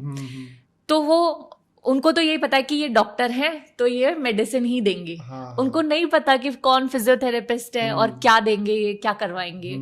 तो हमने उनको जब एक्सरसाइज करवाई तो उनको बोले कि ये तो मैं तो रोज करता हूँ। अरे रोज करते हो, अब उनको ये भी समझाना पड़ता है कि आप जो रोज करते हो और जो हम करते हैं उसमें डिफरेंस है, और आपको मसल का एक्चुअल में पूरा पता नहीं है कि कौन सी कहाँ से ओरिजिनेट हो रही है, कौन सी इंसर्ट हो रही है, कहाँ इंसर्ट हो रही है, और कौन सी एक्सरसाइज आपको करनी चाहिए। कभी कभी खुद से ही आप उल्टी सीधी एक्सरसाइज कर लेते हैं, फिर दर्द बढ़ जाता है, जो कि बिल्कुल गलत है। ये सब चीजें अब हम ये बातें कर रहे हैं तो हमें समझ में आ रहा है कि ये सब चीजें हम खुद के दुश्मन कितने बन जाते हैं ड्यू टू नॉन अवेयरनेस। अब क्योंकि होता क्या है कि या तो एजुकेशन सिस्टम चीजें बिगाड़ देता है, क्योंकि हमें वहाँ वो सब चीजें स्कूल में बताई नहीं जाती, या फिर जो लोग इसमें रिस्पॉन्सिबल हैं, जो एक्चुअली में मेडिकल लाइन में हैं, वो लोग कभी भी इस चीज को अवेयर नहीं कराते थ्रू एडवर्टाइजमेंट्स और टीवी के थ्रू या फिर वर्कशॉप्स के through. See, one thing which is lacking in universities and medical colleges, still lacking, जो मैं मानती हूँ वो यही है कि हम लोगों को बस थ्योरेटिकल नॉलेज दी जाती है, प्रैक्टिकली भी हमको अगर बताया है, जैसे कैडावर पे हमको मसल्स वगैरह अगर दिखाई है तो which is good, Mahatma Gandhi में हमने एक्सपोजर लिया है सारा, लेकिन प्रैक्टिकली जो किसी ने आज तक ये नहीं बताया कि आपको कैसे कोई मार्केटिंग के बारे में नहीं बताता कि खुद का क्लिनिकल सेटअप आपको कैसे करना है। आपको ये चीजें क्यों कोई नहीं बताता है। मतलब आपको एक्स्ट्रा करिकुलर एक्टिविटीज के साथ साथ में ये चीज जापान में मैंने सुना है कि ऐसा होता है कि वहां पर बच्चों को बचपन से बोल दिया जाता है कि आपको जो बनना है, आपको जिस चीज में इंटरेस्ट है आप वो ही करो और आप उसी चीज में आगे अच्छा करो। ठीक है, जैसे अपने 11th-12th में पता चलता है कि आप अब सब्जेक्ट चूज करो और फिर उसमें बच्चा कंफ्यूज हो जाता है, और अगर गलत सब्जेक्ट चूज हो गया तो फिर आगे का करियर खराब। अब अगर साइंस बायो लेनी है तो साइंस बायो में एक ही ऑप्शन है, MBBS करो या फिर फिजियोथेरेपी करो या फिर नर्सिंग करो या होम्योपैथी या फिर वेटरनरी। तो अब करे क्या इंसान, मतलब ये एक तो काउंसलिंग की बहुत ज्यादा जरूरत है बच्चों को, कि कोई अच्छा उनको काउंसल करने वाला होना चाहिए, कि उनको गाइडेंस अच्छी मिल जाए। ठीक है, और जब बच्चा फिजियोथेरेपी कर रहा होता है तो उस टाइम पे फिजियोथेरेपी करते वक्त भी कुछ बच्चे बैकआउट कर जाते हैं, क्योंकि उनको लगता है कि शायद अच्छा करियर है नहीं, अब कुछ स्कोप है नहीं इसमें। क्योंकि क्या है ना कि सोसाइटी में ऐसा प्रेशर बना हुआ है कि यार ये तो फिजियोथेरेपिस्ट है तो ये मसाज करता होगा, जो कि बिल्कुल गलत है और ये बिल्कुल मिथ है। मसाज ही बिल्कुल मसाज जैसा तो कुछ है ही नहीं फिजियोथेरेपी में। ठीक है, और अगर कुछ है तो सॉफ्ट टिश्यू मैनिपुलेशन टेक्निक है, जो कि which is completely different from massage. ठीक है, तो अब जब जैसे मेरे खुद के बैचमेट्स ने 2 बैचमेट्स ऐसे थे जिन्होंने फिजियोथेरेपी फील्ड को बीच में छोड़ दिया। वो इसलिए छोड़ दिया, शायद उनको लगा कि स्कोप नहीं होगा, पर फिजियोथेरेपी में बहुत अच्छा स्कोप है। अगर आप आए हो इस फील्ड में, अगर आप एक्सप्लोर करते हो तो बहुत अच्छा स्कोप है। पर ऑब्वियसली हर चीज हर किसी के लिए नहीं होती, वो अलग बात है। लेकिन ऐसा नहीं है कि आप डिसअपॉइंट हो जाओ, और टीचर्स को भी ये चीज समझानी चाहिए कि आप अपना क्लिनिक सेटअप कर सकते हैं। ठीक है, अब जैसे मैंने मेरा क्लिनिक सेटअप किया था, मैं MPT में थी। ठीक है, तो मुझे कैसे करना है ये सब चीजें मैंने खुद से सीखी है। जब मैं एज एन अप्रेंटाइज में वर्क किया, मैंने हॉस्पिटल्स में, खुद के हॉस्पिटल में भी, अदर हॉस्पिटल्स में भी और क्लिनिक्स में भी। तो उसमें मैंने जाकर देखा कि यार कैसे क्या है कि यहाँ पर अच्छा इतने काउचेस हैं, यहाँ पर एक लैडर लगा हुआ है कि ये वाला जो पेशेंट के अकॉर्डिंग बेड का साइज होना चाहिए, अब थेरेपिस्ट के अकॉर्डिंग उसकी हाइट होनी चाहिए, तो सारा देखना पड़ता है, ठीक है। तो इससे ये चीजें आपको कोई सिखाएगा नहीं, यहाँ पर तो कोई नहीं सिखाएगा। और मैं ये मानती हूँ कि बीइंग अ फिजियोथेरेपिस्ट हमको खुद को भी फिट रहना चाहिए, तो ये चीज भी आपको कोई नहीं सिखाता, क्योंकि अगर हम खुद ही फिट नहीं रहेंगे तो हम पेशेंट को कैसे ठीक करेंगे, ठीक है। आपके अंदर इतनी स्ट्रेंथ होनी चाहिए। अब मैं फिट हूं तो मैं, अगर मुझे काफी लोगों ने बोला भी है कि आप तो लड़की हो, आप तो कैसे, ये बहुत गंदा मतलब मुझे लगता है कि लड़की हो, what do you mean by लड़की हो, आप कैसे कैसे उठाओगे। और जब मैं उठाकर दिखाती हूँ तो देन दे से oh wow you have so much strength. तो मुझे लगता है कि उनको ये चीज जो स्ट्रेंथ ट्रेनिंग है और टीचर्स भी कोई नहीं बताता है, ठीक है। तो ये चीज हमारे अंदर खुद से, मेरे अंदर तो खुद से ही आई थी कि नहीं यार मुझे, I have to be strong because I have to treat my patients, है ना। और मुझे वो चाहिए कि एक लड़के के अंदर जितनी स्ट्रेंथ है उतनी ही मेरे अंदर स्ट्रेंथ होनी चाहिए। एक पेशेंट चाहे मेल हो चाहे फीमेल हो, उसको उठा सकूं, चाहे वो ओबीज हो चाहे वो नॉर्मल हो, मैं उसको उठा सकती हूँ, ठीक है। और जब मैं बात करती हूँ तो टीचर्स ये नहीं बताते कि आपको खुद को भी वर्कआउट कैसे करना है। अगर आपके क्लिनिक में या आपके ओपीडी में पेशेंट आ रहे हैं तो आप भी साथ में वर्कआउट करो, आप जिम करो, आप अपने वर्कआउट्स जो डेली रूटीन 2-3 एक्सरसाइजेज हैं आप प्लान कर लो, ठीक है। क्रंचेस कर लो, आपकी जो कोर मसल्स है उनकी एक्सरसाइजेज कर लो, ठीक है। तो इससे ही आपके कोर सही रहेगी, ठीक है, आप फिट रहोगे। स्ट्रेंथ तो पेशेंट देखते देखते वैसे ही बिल्डअप हो जाती है अपने आप, ठीक है। तो धीरे धीरे ये चीजें आपको कोई नहीं बताने वाला, ये आपको खुद ही आएगी। और कोई भी बुक में ऐसा नहीं लिखा कि ये क्राइटेरिया फिक्स है, इस पेशेंट को ट्रीट करोगे तो ऐसे ही करोगे। वो चीजें आपको खुद से ही आएगी। आप खुद जितना एक्सप्लोर करोगे आपको उतना अच्छा एक्सपीरियंस मिलेगा, ठीक है। और जितने ज्यादा पेशेंट देखोगे, मैं हर पेशेंट को देखती हूँ, हर नए पेशेंट से कुछ नया सीखती हूँ, कुछ नई टेक्निक मिलती है। अच्छा मैं इसको ये भी दे सकती हूँ और इससे ये भी ठीक कर सकती हूँ मैं। अब किसी को पता था कि लंग्स की प्रॉब्लम, जिसको हर कोई ये समझता है कि शायद एजमा होगा, तो वो एजमा समझ के रेस्पिरेटरी डिपार्टमेंट में चले जाते हैं दिखाने। वो प्रॉब्लम भी फिजियोथेरेपी से सॉल्व हो सकती है। सोचो, तो लोगों को पता ही नहीं है physiotherapy can do wonders. And even migraine का जो सेइंग, माइग्रेन का प्रॉब्लम, साइनस का प्रॉब्लम, इन प्रॉब्लम्स के लिए normally people resort to medicines. और कैसे मैं कह तो रही हूँ कि हमारे जो टीचर्स हैं उन्होंने भी नहीं बताया, क्योंकि because of lack of awareness in them also, क्योंकि उनको भी तो नहीं पता, क्योंकि वो अगर मान लो कि उनको पता होगा तो वो हमको बताएंगे। अब मुझे पता है तो मुझे कैसे पता है, मुझे खुद से ही पता चला है, एक्सप्लोर किया है मैंने, ठीक है। अगर आप एक्सप्लोर करोगे, खुद पर वर्क करोगे, आपने एक बार सोच लिया कि नहीं I have to become a best physiotherapist, ठीक है, और मुझे अपनी ब्रांड बनानी है, तो आपको कोशिश करनी पड़ेगी, मेहनत करनी पड़ेगी। जितने ज्यादा आप पेशेंट्स देख सकते हो देखो, जितना ज्यादा आप न्यू टेक्निक्स इम्प्लीमेंट कर सकते हो करो। तो यू मीन टू से कि पहली बात तो फिजियोथेरेपी एकेडमी होनी चाहिए जो सिखाए। आजकल तो हर कोई ये एकेडमी के नाम पर वर्कशॉप्स कर लेते हैं। मैं आपको बता दूं 10 to 20 डेज की वर्कशॉप्स में वो सोचते हैं कि हम फिजियोथेरेपी सिखा देंगे बच्चों को, और फिर ये बस इनका तरीका होता है बच्चों से पैसे गेन करने का, पर कोई उनको अच्छे से गाइड नहीं करता कि आपको कैसे करना है। अगर कोई खुद को गाइड कर सकता है ना तो वो खुद ही है। किसी पर we can't rely on anyone, ठीक है। आजकल टीचर भी ठीक है कुछ हद तक, अगर मैं मेरे टीचर से सीख रही हूँ तो वो भी मुझे कॉम्पिटिटर ही समझेंगे फिजियोथेरेपी फील्ड में at the end of the day, ठीक है। क्योंकि अगर उनको कहीं ना कहीं ये इनसिक्योरिटी होगी शायद कि यार ये मुझसे आगे जा सकती है, तो वो क्योंकि सेम फील्ड में रह गए ना, तो वो पहले वाले गुरु थोड़ी रहे हैं आजकल, है ना। तो वो I agree to your point कि हमें ऑन द जॉब भी बहुत कुछ सीखने को मिलता है, पर इसके बियॉन्ड बहुत इम्पोर्टेंट ये है कि जो एजुकेशन सिस्टम है मेडिकल लाइन में, उसको और एडवांस होने की जरूरत है। कि जो टीचर टीच कर रहे हैं उनको भी पता होना चाहिए कि क्या नई नई चीजें हो चुकी है, तो उनका रिसर्च भी बहुत स्ट्रांग होना चाहिए। Exactly. अब अगर वो चीज नहीं होगी तो मान लो किसी ने शुरुआत करी फिजियोथेरेपी लाइन में और शुरुआत के 5-6 महीनों में उससे गलतियां हो गई और वो गलतियां इतनी गंभीर हो गई कि द पर्सन क्विट।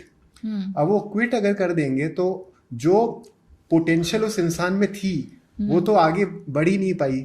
तो बहुत जरूरी है कि शुरुआत की पढ़ाई में ही वो चीजें कवर हो जाए ताकि वो जो देश में जो पोटेंशियल अभी भी है वो चीज डेवलप तो तभी होगी जब बैकग्राउंड में वो काम हो जाए। हाँ. अब इसके अलावा एक बात ये आ जाती है कि नॉर्मली कोई भी हॉस्पिटल्स में फिजियोथेरेपी का जो डिपार्टमेंट होता है वहाँ पेशेंट तभी जाता है जब सर्जरी हो जाती है। ये इस पे मैं बोलना चाहूंगी। हाँ। मतलब मुझे इतना ये अनोइंग लगता है कि क्या कहूँ मैं। इंस्टा पे इतनी रील्स और मीम्स भी बनती है इसकी कि कभी कभी ऐसा होता है कि फिजियोथेरेपी डिपार्टमेंट से के में जाने के लिए रेफरेंस आ रहा है ऑर्थोपेडिशियंस का या फिर न्यूरोसर्जन्स का, और ऑर्थोपेडिशियंस जो है वो लिख कर भेज रहे हैं प्रेस्क्रिप्शन पे कि टेंस करवाना है, ये वाली 2-3 एक्सरसाइज करवानी है। तो अब वो हमको बताएंगे who are physiotherapist, we are ना। तो अब हम तो कभी उनको मतलब ये उनके काम में हम तो कभी नहीं करते और करना भी नहीं चाहिए क्योंकि हमने मसल पढ़ी है, एक एक ओरिजिन इंसर्शन पढ़ा है, हमने मैनुअल थेरेपी पढ़ी है, हमको पता है कि कैसे क्या ट्रीटमेंट करवाना है और कैसे हम ठीक कर सकते हैं। अब वो अगर हमारा काम भी वो ही करेंगे और हम उनका काम करने लगे तो उनको अच्छा लगेगा या नहीं, बताओ। तो ये चीज मुझे लगता है कि और कभी अभी भी ऐसा है कि कुछ पेशेंट्स, मेरे पास एक पेशेंट आई थी, she was so annoying. Although वो बाद में मेरे ही कोई नोन की रिलेटिव निकली, लेकिन वो जब आई थी तो उन्होंने मुझे बोला था कि मेरे घुटनों में दर्द है तो मुझे अल्ट्रासाउंड लगवाना है और मुझे टेंस लगवाना है और मुझे ये 3 एक्सरसाइज करवानी है। तो मैंने कहा कि एक second, I will assess you and after my assessment I will decide what treatment I have to give you. ठीक है। तो अब वो मुझे कहती है कि नहीं मुझे कंसल्ट तो करवाना ही नहीं है, मैं तो ऑर्थोपेडिशियन से कंसल्ट करवा के आई हूँ। तो मैंने कहा कि आप ऑर्थोपेडिशियन से कंसल्ट तो करवा के आइए, पर वो कंसल्टेशन उनका था। अगर आप मेरे यहाँ ट्रीटमेंट करवाएंगी तो मैं मेरा कंसल्टेशन दूंगी और मेरे असेसमेंट के according he I will decide your treatment protocol. उसके अलावा अगर आप चाहते हैं कि टेंस अल्ट्रासाउंड लगा दूं तो टेंस अल्ट्रासाउंड ये रहा, आप अपने घर लगा लेना, ठीक है। अब वो ऐसे पेशेंट्स आ जाते हैं तो फिर लगता है कि यार इन लोगों को जो डॉक्टर्स ने बोल दिया है इनके दिमाग में फिट हो गया। अब गलती उनकी नहीं है, अब वो डॉक्टर्स ने उनको जो बोला है वो उनके दिमाग में फिट हो गया है। उनको भी समझना चाहिए कि यार वो कैसे, अब अगर आप बोल दोगे पेशेंट को कि नहीं आपको यही करवाना है, यही आपके ठीक होगा। कुछ पेशेंट्स होते हैं जो समझदार होते हैं, वो बोलते हैं कि मैम मैं नहीं जानता, आप जानते हो, आप फिजियोथेरेपिस्ट हो, आप करवा दो, आप जो बोलोगे मैं ठीक समझूंगा। कुछ होते हैं जो अपने आप को ही समझते हैं, तो फिर वो वैसा रिजल्ट मिलता है उनको। ये तो इंटरफेरेंस की बात हो गई। हाँ। लेकिन इसके बियॉन्ड सबसे बड़ी प्रॉब्लम ये है कि मान लो कोई प्रॉब्लम फिजियोथेरेपी से ही सॉल्व हो सकती थी, लेकिन उनको सर्जरी सजेस्ट कर दिया गया। अब फिजियोथेरेपी की एडवाइस तो तब आएगी ना जब उनसे पेशेंट्स की मुलाकात होगी। हाँ। पेशेंट्स की मुलाकात होने से पहले वो डॉक्टर से मिल लेते हैं और सर्जरी हो जाती है। हाँ। सर्जरी होने के बाद वो आते हैं ये देखने के लिए कि सर्जरी कैसी रही। मैंने आपको बताया था कि अभी मेरा एक्सीडेंट हो गया था। हाँ। तो 3 अक्टूबर को, उस दिन जब मैं खुद एक्सरे के लिए बैठी थी, हाँ। तो वहां पर अब मैं खुद के लिए तो मैं बोलूंगी नहीं, और वहां पर पेशेंट बैठे थे नी के लिए, नी की सर्जरी के लिए बैठे थे ऑर्थोपेडिक डिपार्टमेंट के बाहर। तो मुझे लगा कि मुझे मेरे भैया ने बोला कि तनु तू अगर इनको ठीक कर सकती है तो मैं तेरा कार्ड दे दूं इनको। मैंने बोला भैया I can treat anyone and I can completely cure any clinical condition, ठीक है, चाहे कोई भी हो, है ना। तो भैया बोलते हैं कि यार देख बेचारे हैं ना, इनके पास पता नहीं इतने पैसे भी नहीं होंगे और ये सर्जरी के लिए बैठे हैं, ये इनकी बेटी है साथ में, मैं ऐसा करता हूँ तेरा कार्ड दे देता हूँ। मैंने कहा देख मैं तो अभी उठने की कंडीशन में हूँ नहीं क्योंकि मेरा तो एक्सीडेंट हो रखा है, तो तू देना चाहे तो दे दे। उसने बोला कि चल ठीक है तू मुझे व्हाट्सएप कर दे मेरा कार्ड। फिर उसने पता नहीं करा, पर ये है कि बेचारों को पता ही नहीं है कि विदाउट सर्जरी वो ठीक करवा सकते हैं फिजियोथेरेपी से। वो जाकर बैठे हैं ऑर्थोपेडिक उसके सर्जन के बाहर कि मैं यहाँ पर सर्जरी करवाऊंगा और ठीक हो जाऊंगा, पर सर्जरी तो लास्ट ऑप्शन है। उनको पता ही नहीं है फिजियोथेरेपी से ठीक हो सकता है। और जैसे आपने बताया ना कि बहुत इंटरफेरेंस होता है, तो इसलिए भी हो जाता है क्योंकि इतना रिस्पेक्ट नहीं मिलता इस प्रोफेशन को जितना प्रोफेशन को मिलना चाहिए फिजियोथेरेपी। क्योंकि अभी तक लोगों को ऐसा लगता है कि physiotherapy is about 3-4 things to be done, ये कर दिया, ये कर दिया, ये कर दिया। लेकिन वो एक प्रोटोकॉल है जो फॉलो करते हैं, एग्जामिन करते हैं, एज गुड एज कोई MBBS डॉक्टर हो या MD डॉक्टर हो। जिस तरह से उनकी एक रिसर्च होती है, प्रॉपर थॉरो स्टडी के बाद वो काम करते हैं, वैसे ही फिजियोथेरेपिस्ट भी अपना काम पूरी रिसर्च के बाद करते हैं। लेकिन क्योंकि रिस्पेक्ट नहीं मिलती तो वो ये सोचते हैं कि it is they are below them. आप समझ रहे हो? इट इज लाइक एक बात बोलना चाहूंगी मैं, रिस्पेक्ट के पीछे मतलब भागना, मैं ये मानती हूँ कि action speaks louder than words, ठीक है? तो अगर आपका काम वैसा है, अगर आप फिजियोथेरेपिस्ट इतने अच्छे हो कि आपने एक पेशेंट को 2 पेशेंट को ठीक कर दिया, तो आपकी माउथ पब्लिसिटी वैसे ही हो जाएगी, ठीक है? वो ही आपके लिए पेशेंट्स लेकर आ जाएंगे। तो आपको कुछ कहने की किसी को जरूरत नहीं है। हमारी ही फील्ड में कुछ फिजियोज जो हैं वो इंस्टा पे मैं देखती हूँ इतने कमेंट्स करते हैं, लड़ते हैं ऑर्थोपेडिशियंस से या किसी से भी कि एक तो रेस्पेक्ट नहीं मिल रही और हमारे प्रोफेशन में तुम डॉक्टर नहीं लगाते और ये वो, मतलब बहुत सारी चीजें हैं, ठीक है? तो वो रेस्पेक्ट के लिए जो वो उनके अंदर ईगरनेस है, तो वो चीज नहीं होनी चाहिए। मुझे लगता है कि आप अपना काम करो और अपने काम से आप बताओ लोगों को कि आप क्या कर सकते हो, ठीक है? आप किसी को कुछ प्रूव तो नहीं कर सकते ना, लोगों को क्यों बताना है कि आप क्या हो, ठीक है? आप अपने काम से बता सकते हो। अगर कोई आपके बारे में क्या सोच रहा है ये भी आप ही सोचोगे तो लोग क्या सोचेंगे, है ना? तो ये नहीं सोचना है आपको। वो लोग जो सोच रहे हैं वो उनको पता चल जाएगा at the end of the day. जब उनको प्रॉब्लम होगी वो आपके पास आएंगे, जब वो सॉल्व नहीं हो पाएगी सर्जरी से, वो खुद डरेंगे सर्जरी से, जब वो आपके पास आएंगे और वो जब आप उनको रिजल्ट दोगे तब वो आप पर ट्रस्ट करने लग जाएंगे, रिस्पेक्ट अपने आप मिल जाएगी। और अपकमिंग डेज में I am telling you, physiotherapy एक ऐसा प्रोफेशन है जो टॉप पर होगा, क्योंकि MNCs की जॉब वर्क फ्रॉम होम हर कोई कर रहा है, ठीक है? और ट्रैवलिंग जॉब हर किसी की है, ट्रैवलिंग का शौक लोगों को है, ठीक है? तो वो जो लॉन्ग सिटिंग पॉस्चरल प्रॉब्लम सबको हो रही है, ठीक है? बच्चों को आजकल डिजिटली इतना बढ़ चुका है कि सर्वाइकल इशू सब कुछ बढ़ रहा है, तो सबसे ज्यादा फिजियोथेरेपी का ही स्कोप है, ठीक है? तो फिजियोथेरेपी बेस्ट है और मैं तो मानती हूँ कि मैं तो बहुत खुश हूँ और थैंकफुल टू गॉड कि मुझे फिजियोथेरेपिस्ट बनाया। एक्चुअली बात ये हो जाती है ना कि कुछ चीजें टेक्निकली होती है, टेक्निकल चीजें समझ के अपन उस पर वर्क करते हैं कि जैसे जो बॉडी के पॉइंट्स हैं, जो जॉइंट्स हैं, जहाँ पे टच करके उसको रिकवरी हो सकती है। लेकिन बोला इस तरह जाता है कि it is like you are doing a massage और यू आर डूइंग 3-4 थिंग्स जो बताई जाती है physiotherapy, it is all about that. पर लोग ये नहीं समझते हैं कि इसमें पढ़ाई गई है, इसमें रिसर्च गया है और टेक्निकली चीजों को समझ के चीजें होती हैं। अब अगर इस तरह का मिथ सर्कुलेट हो जाता है ज्यादा लोगों में, तो लोग ये नहीं समझ पाते हैं कि ये एक नेसेसिटी है, it is not a luxury, it is a necessity because ये आपके बॉडी को ट्रीट कर रहा है, हील कर रहा है, फिजिकली भी और मेंटली भी। मेंटली भी हील हो रहे हो आप। हाँ. लेकिन इन चीजों को समझने के बजाय they are trying to look for shortcuts. या तो दवाई से शॉर्टकट ले लो, और आजकल तो ये भी आ गया है कि वो जो चेयर होती है ना, एक कंफर्टेबल चेयर, मैंने उसका नाम सुना था, सेराजिम एक कंपनी है, उसमें एक बेड आता है तो उस पर आप लेट जाओ और फिर वो आपको मसाज देगा। एंड इवन इन एयरपोर्ट्स मैंने देखा है, व्हेन आई ट्रैवल, मैं देखता हूँ कि एयरपोर्ट्स में भी वो चेयर रहते हैं तो वहां पे लोग 5 मिनट के लिए बैठ गए. Now they are trying to expect कि वहां पे बैठे 5 मिनट में तो जो प्रॉब्लम मेरी इतने सालों की क्वालिटी वो ठीक हो जाए. वो ठीक हो जाएगी. बट मेरे पास मेरी एक पेशेंट का फोन आया था, मैंने अभी सेराजिम का आपको बोला, तो उनका कॉल आया मेरे पास में कि मैम ये सेराजिम मशीन है, कैसी है, मैं ले लूँ क्या, इससे मुझे फिजियोथेरेपी की रिक्वायरमेंट नहीं होगी और मैं खुद ही ठीक हो जाऊंगी.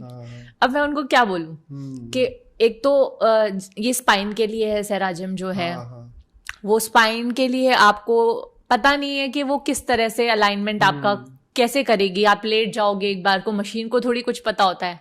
हम लोगों को एक एक मसल का पता होता है. अब वो मशीन पे आप लेट भी गए, उसको किसी फिजियोथेरेपिस्ट के हाथों अगर आप दे रहे हैं और फिर वो कर रहा है उसको ऑपरेट, तो वो ठीक तरीके से करेगा, ठीक है. लेकिन अगर आप खुद से ही घर में वो लाकर रख रहे हैं और फिर वो सोच रहे हैं कि अब मैं फिजियो के पास नहीं जाऊंगा और फिर जाऊंगी, फिर मैं खुद से ही ठीक हो जाऊंगी ये कर कर, और वो आती है 2.75 लाख समथिंग की, तो वो मैं ले लेती हूँ. मैंने कहा मैं कुछ नहीं कह सकती, आपकी मर्जी, आप जो कर सकते हो. वो मेरी बहुत पुरानी पेशेंट थी, वो कुछ 7-8 दिन के लिए आई थी मेरे पास, तो उन्होंने मुझसे पूछा था. लेकिन एक बात ये इसमें आ जाती है कि आजकल बहुत ज़्यादा ट्रेंडिंग हो रहा है कि हमें अच्छा लगना है, फिजिकल अपीयरेंस बहुत अच्छी होनी चाहिए. लाइक हम we are looking for validation externally, कि जब हमें कोई देखे तो हमें पसंद करे, तो हम जिम करते हैं. एक 18-19 साल की उम्र के बाद टीनेजर्स की लाइफ में ऐसा आ ही जाता है मोमेंट की वो एंटरटेनमेंट इंडस्ट्री को फॉलो करते हैं, उसके ग्लैमर में फंस के वो ये देखते हैं कि मुझे अच्छी बॉडी बनानी है अपने, उसके बाद उसका जो भी रेपरकशन हो. क्योंकि इस चीज में, इस एडिक्शन में काफी ऐसा हो जाता है कि जब जिम में हम 2-3 घंटे बिता रहे हैं, हर बॉडी पार्ट पे हम इतना काम कर रहे हैं कि हम उसको सजा दे रहे हैं. हाँ. क्योंकि एक्सरसाइज का ऐसा है कि if there is no guidance तो बहुत गलत चला जाता है. क्योंकि ज्यादातर लोग ऐसे भी होते हैं जो वहां पे जो कोच होते हैं उनकी एडवाइस भी नहीं लेते, they are doing it just blindly. तो जब आप इस तरह से एक्सरसाइज करते हो कि हमें तो बस सामने वाला जो स्टार है वो दिख रहा है और हम वो बन के रहेंगे और हम उसी फिराक में हैं, बस हमें तो और कुछ नहीं दिखता. तो जब हम इस घोड़े की स्टाइल में हम वो चीज फॉलो करते हैं कि ना इधर देखना ना उधर देखना, ना किसी से पूछना ना किसी और से पूछना, बस हम एक हमारा एम्बिशन बन गया है. तो सूनर और लेटर रियलाइज होता है कि हमने अपनी बॉडी के साथ गलत कर दिया. और फिर हम फिजियोथेरेपिस्ट के पास आते हैं और बोलते हैं कि आप मुझे 1 हफ्ते में ठीक करो. ठीक है. उसके on the top of that, तो एक तो आप सामने वाले पर्सन के साथ डिसरिस्पेक्ट कर रहे हो कि आप ये एक्सपेक्टेशन सेट कर रहे हो. बिल्कुल. और तो सवाल ये आ जाता है कि अगर हम अपनी हेल्थ को देखें, हमारी हेल्थ, हम हमेशा से चाहते हैं कि हमारी हेल्थ हमें सपोर्ट करे, हमारी हेल्थ हमारे लिए लाइबिलिटी नहीं बने. क्योंकि अगर हमें अच्छा काम करना है तो health is very important, physically and mentally also. और उसके लिए इम्पोर्टेंट ये है कि हम मिसगाइड नहीं हो. और तो क्या फिजिकल अपीयरेंस के पीछे भागना चाहिए या फिर हमें ये ध्यान में रखना चाहिए कि हम इंटरनली स्ट्रांग रहें, हम अपनी फ्लेक्सिबिलिटी पे काम करें. क्योंकि फिट तो वो लोग भी हैं जो लोग जिम नहीं जाते, या जिम जाते हैं तो विद लिमिटेड एक्सपोजर. लेकिन इस मिथ को सॉल्व करना बहुत जरूरी है. That is why I want you to respond to this, because you are an expert in physiotherapy, कि इस चीज को कैसे अप्रोच करना चाहिए कि हम फिजिकली फिट रहें. मैं आपको इस पर एक बात बताना चाहूंगी. मेरी सिस्टर है, वो जिम जाती है, ठीक है, और पापा उसको बोलते हैं कि तू जिम जाती है पर तेरा वेट तो कम नहीं होता है. तेरा वेट इतना ही है. पर अब जैसे कि इंडियन पेरेंट्स हैं और इंडियंस ऐसे हैं कि उनको लगता है शायद वेट कम करने ही जिम जाते हैं. पर जिम जो है वो आपकी मसल्स को स्ट्रेंथ करता है, स्ट्रेंथन करता है. उनकी स्ट्रेंथनिंग एक्सरसाइज के लिए है. वो आपकी मसल्स को टोन करता है, ठीक है. अब वहां पर ऐसा नहीं है कि आप जाकर वेट कम कर रहे हो, ठीक है. वो आप पर डिपेंड करता है आप वेट लूज करने वाली एक्सरसाइजेस कर रहे हैं या फिर स्ट्रेंथनिंग एक्सरसाइजेस कर रहे हैं, ठीक है, स्ट्रेंथ ट्रेनिंग कर रहे हैं. तो अब इसमें क्या है कि अगर फिजियोज, मैं ये बोलना चाहूंगी, फिजियोथेरेपी तो एक जिम ट्रेनर को भी करनी चाहिए, जिम फ्रीक्स को भी करनी चाहिए. क्योंकि जिम ट्रेनर मेरे पास आए थे एक, तो उन्होंने बोला कि मैम मेरे डेडलिफ्ट करते वक्त मेरे बैक में पेन आ गया। तो अब पेन आ गया, अब इतनी बॉडी तो मस्कुलर आपने बना रखी है, ठीक है, वो सब ठीक है, प्रोटीन ले रहे हैं डाइट में, वो सब ठीक है, लेकिन मसल्स की मैम मैं वार्म अप भी करता हूँ पर कूल डाउन नहीं करता। तो वार्म अप और कूल डाउन एक तो दोनों जरूरी है, प्लस रिलैक्सेशन जरूरी है, थोड़ा सा बॉडी को रेस्ट जरूरी है, प्रॉपर स्लीप जरूरी है, ठीक है। अब मसल्स की स्ट्रेचिंग जरूरी इसलिए है कि एक तो आपकी मसल्स को आप स्ट्रेंथ कर रहे हो, ठीक है, स्ट्रेंथ नहीं करे जा रहे हो, तो उसको रिलैक्सेशन का टाइम मिल ही नहीं रहा, तो आप उसको स्ट्रेच करो, उसको थोड़ा सा फ्लेक्सिबल भी करो, ठीक है। और साथ में आप क्या करो, जैसे अगर आप मैं जिम फ्रीक्स को बोलूँ कि आप मुझे स्प्लिट करके दिखाओ, तो वो नहीं कर पाएंगे। क्यों नहीं कर पाएंगे? क्योंकि उनकी हैम्स इतनी टाइट है, वो हैम्स को, चलो वो इतनी स्ट्रेंथ ट्रेनिंग कर रहे हैं, लेग वर्कआउट कर रहे हैं, हैम्स को अपने टाइट कर लिया, पर वो इतना मसल बल्क तो बना लिया, पर वो जस्ट टू शो ऑफ, पर उससे आपकी बॉडी को क्या मिल रहा है? जब वो हैमस्ट्रिंग स्ट्रेच नहीं हो पा रही है आपकी, यानी मसल्स में और ज्यादा स्ट्रेन हो रहा है, और ज्यादा टाइट हो रही है। अब आप कभी बैठोगे, जिम फ्रीक अगर कोई जॉब करते होंगे MNCs में, या फिर कोई लॉन्ग सिटिंग जॉब भी होगी, तो वो ज्यादा देर बैठ नहीं सकते अकड़ी हुई बॉडी के साथ में, वो इस तरह से वो कैसे बैठ जाएंगे? और बैठेंगे तो ज्यादा दर्द आएगा उनके, वो बॉडी उनकी स्टिफ हो चुकी है। अब वो सोच रहे हैं कि मैं जिम में वर्कआउट कर रहा हूँ, वर्कआउट तो कर रहे हो पर स्ट्रेचिंग नहीं। और रिलैक्सेशन के लिए आप क्या कर रहे हो? रिलैक्सेशन के लिए आप ये कर सकते हैं कि जैसे वार्म वाटर बाथ ले सकते हैं इप्सम सॉल्ट डालकर, ठीक है। एक आप आइस बाथ थेरेपी ले सकते हैं, क्रायोथेरेपी जिसको कहते हैं, ठीक है। एक कपिंग थेरेपी, ड्राई निडल्स के सेशंस होते हैं। तो इससे क्या है, थोड़ी सी बॉडी रिलैक्स हो जाएगी। पर ये भी ऐसा है कि आपको रेस्ट की तो प्रॉपर जरूरत है, स्ट्रेचेस तो आप करो ही करो, ठीक है, मैं तो ये ही मानती हूँ।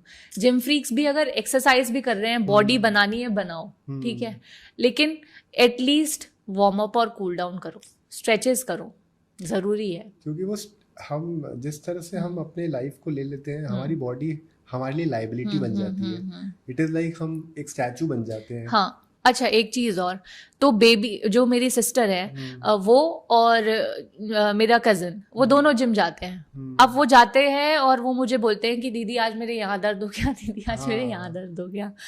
तो मैं बोलती हूँ कि तूने जिम में ये क्यों किया, तुझे ये करना ही नहीं चाहिए था, तो तेरे जिम ट्रेनर ने बोला नहीं क्या? अब वो तो उनको शायद पता भी नहीं होगा, वो बताए ना बताए। तो मैं उनको बोलती हूँ कि तू अगर पुलअप्स करेगा ज्यादा तो तेरे पीछे अपर बैक में पेन आएगा और नॉट्स बन जाएंगी, ट्रिगर पॉइंट्स बन जाएंगे, और उसमें तेरे पेन आएगा ही आएगा। तो वो फिर भी पुलअप करते हैं, और उससे क्या कर रहे हो तुम? और ज्यादा स्ट्रेंथन कर रहे हो उसको, और ज्यादा स्ट्रेंथन कर रहे हो, तो वो टाइट हुए जा रही है। आप फिजियोथेरेपिस्ट को हायर नहीं कर रखा आपने।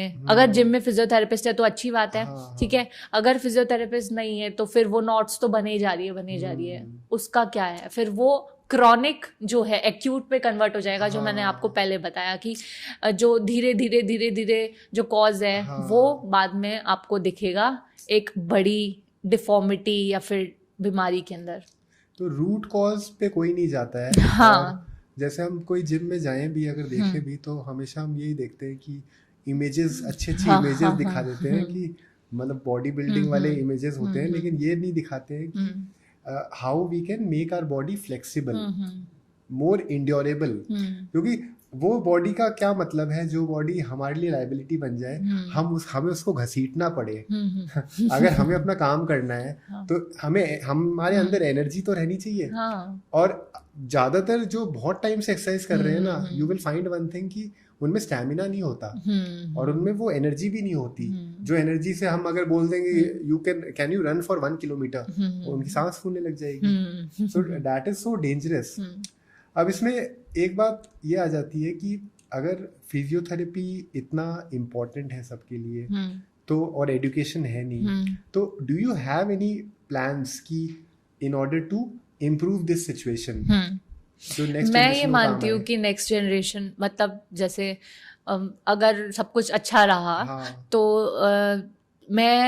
मेरी कोशिश तो यही रहेगी कि अब अपकमिंग टाइम में मैं ज़्यादा से ज़्यादा जो मेरे पास अप्रेंटाइज आएंगे सीखने के लिए, तो मैं उनको एक तो उनकी खुद की वर्कआउट क्लासेस लूँ, एक तरह से मैं उनको बताऊं कि आपको खुद को वर्कआउट करना है, और मैं वो करती भी हूँ मेरे अप्रेंटाइसेस के साथ में मैं उनको बोलती हूँ कि you have to do workout because you have to be fit to treat your patient, ठीक है। अगर आप ही फिट नहीं होंगे तो आप अपने पेशेंट्स को, कभी कभी उनको टॉर्चर भी लगता है कि यार मैम क्या कर रही है, तो पर ये ज़रूरी है, ठीक है। तो ये एक तो ज़रूरी है फर्स्ट पॉइंट। और दूसरा ये है कि अगर एजुकेशन है नहीं इतनी, किसी ने बताया नहीं है आपको अप्रोच कौन सी करनी है, तो जो मैंने मेरे पेशेंट्स ट्रीट करने के बाद में ऑब्जर्व करा है वो मैं उनको बताती हूँ कि अगर स्किन का टेक्सचर ऐसा है तो अपन को ये वाली टेक्निक यूज करनी है, अगर मसल ऐसी है तो ये वाली टेक्निक यूज करनी है, जो कि कोई किसी ने नहीं बताया।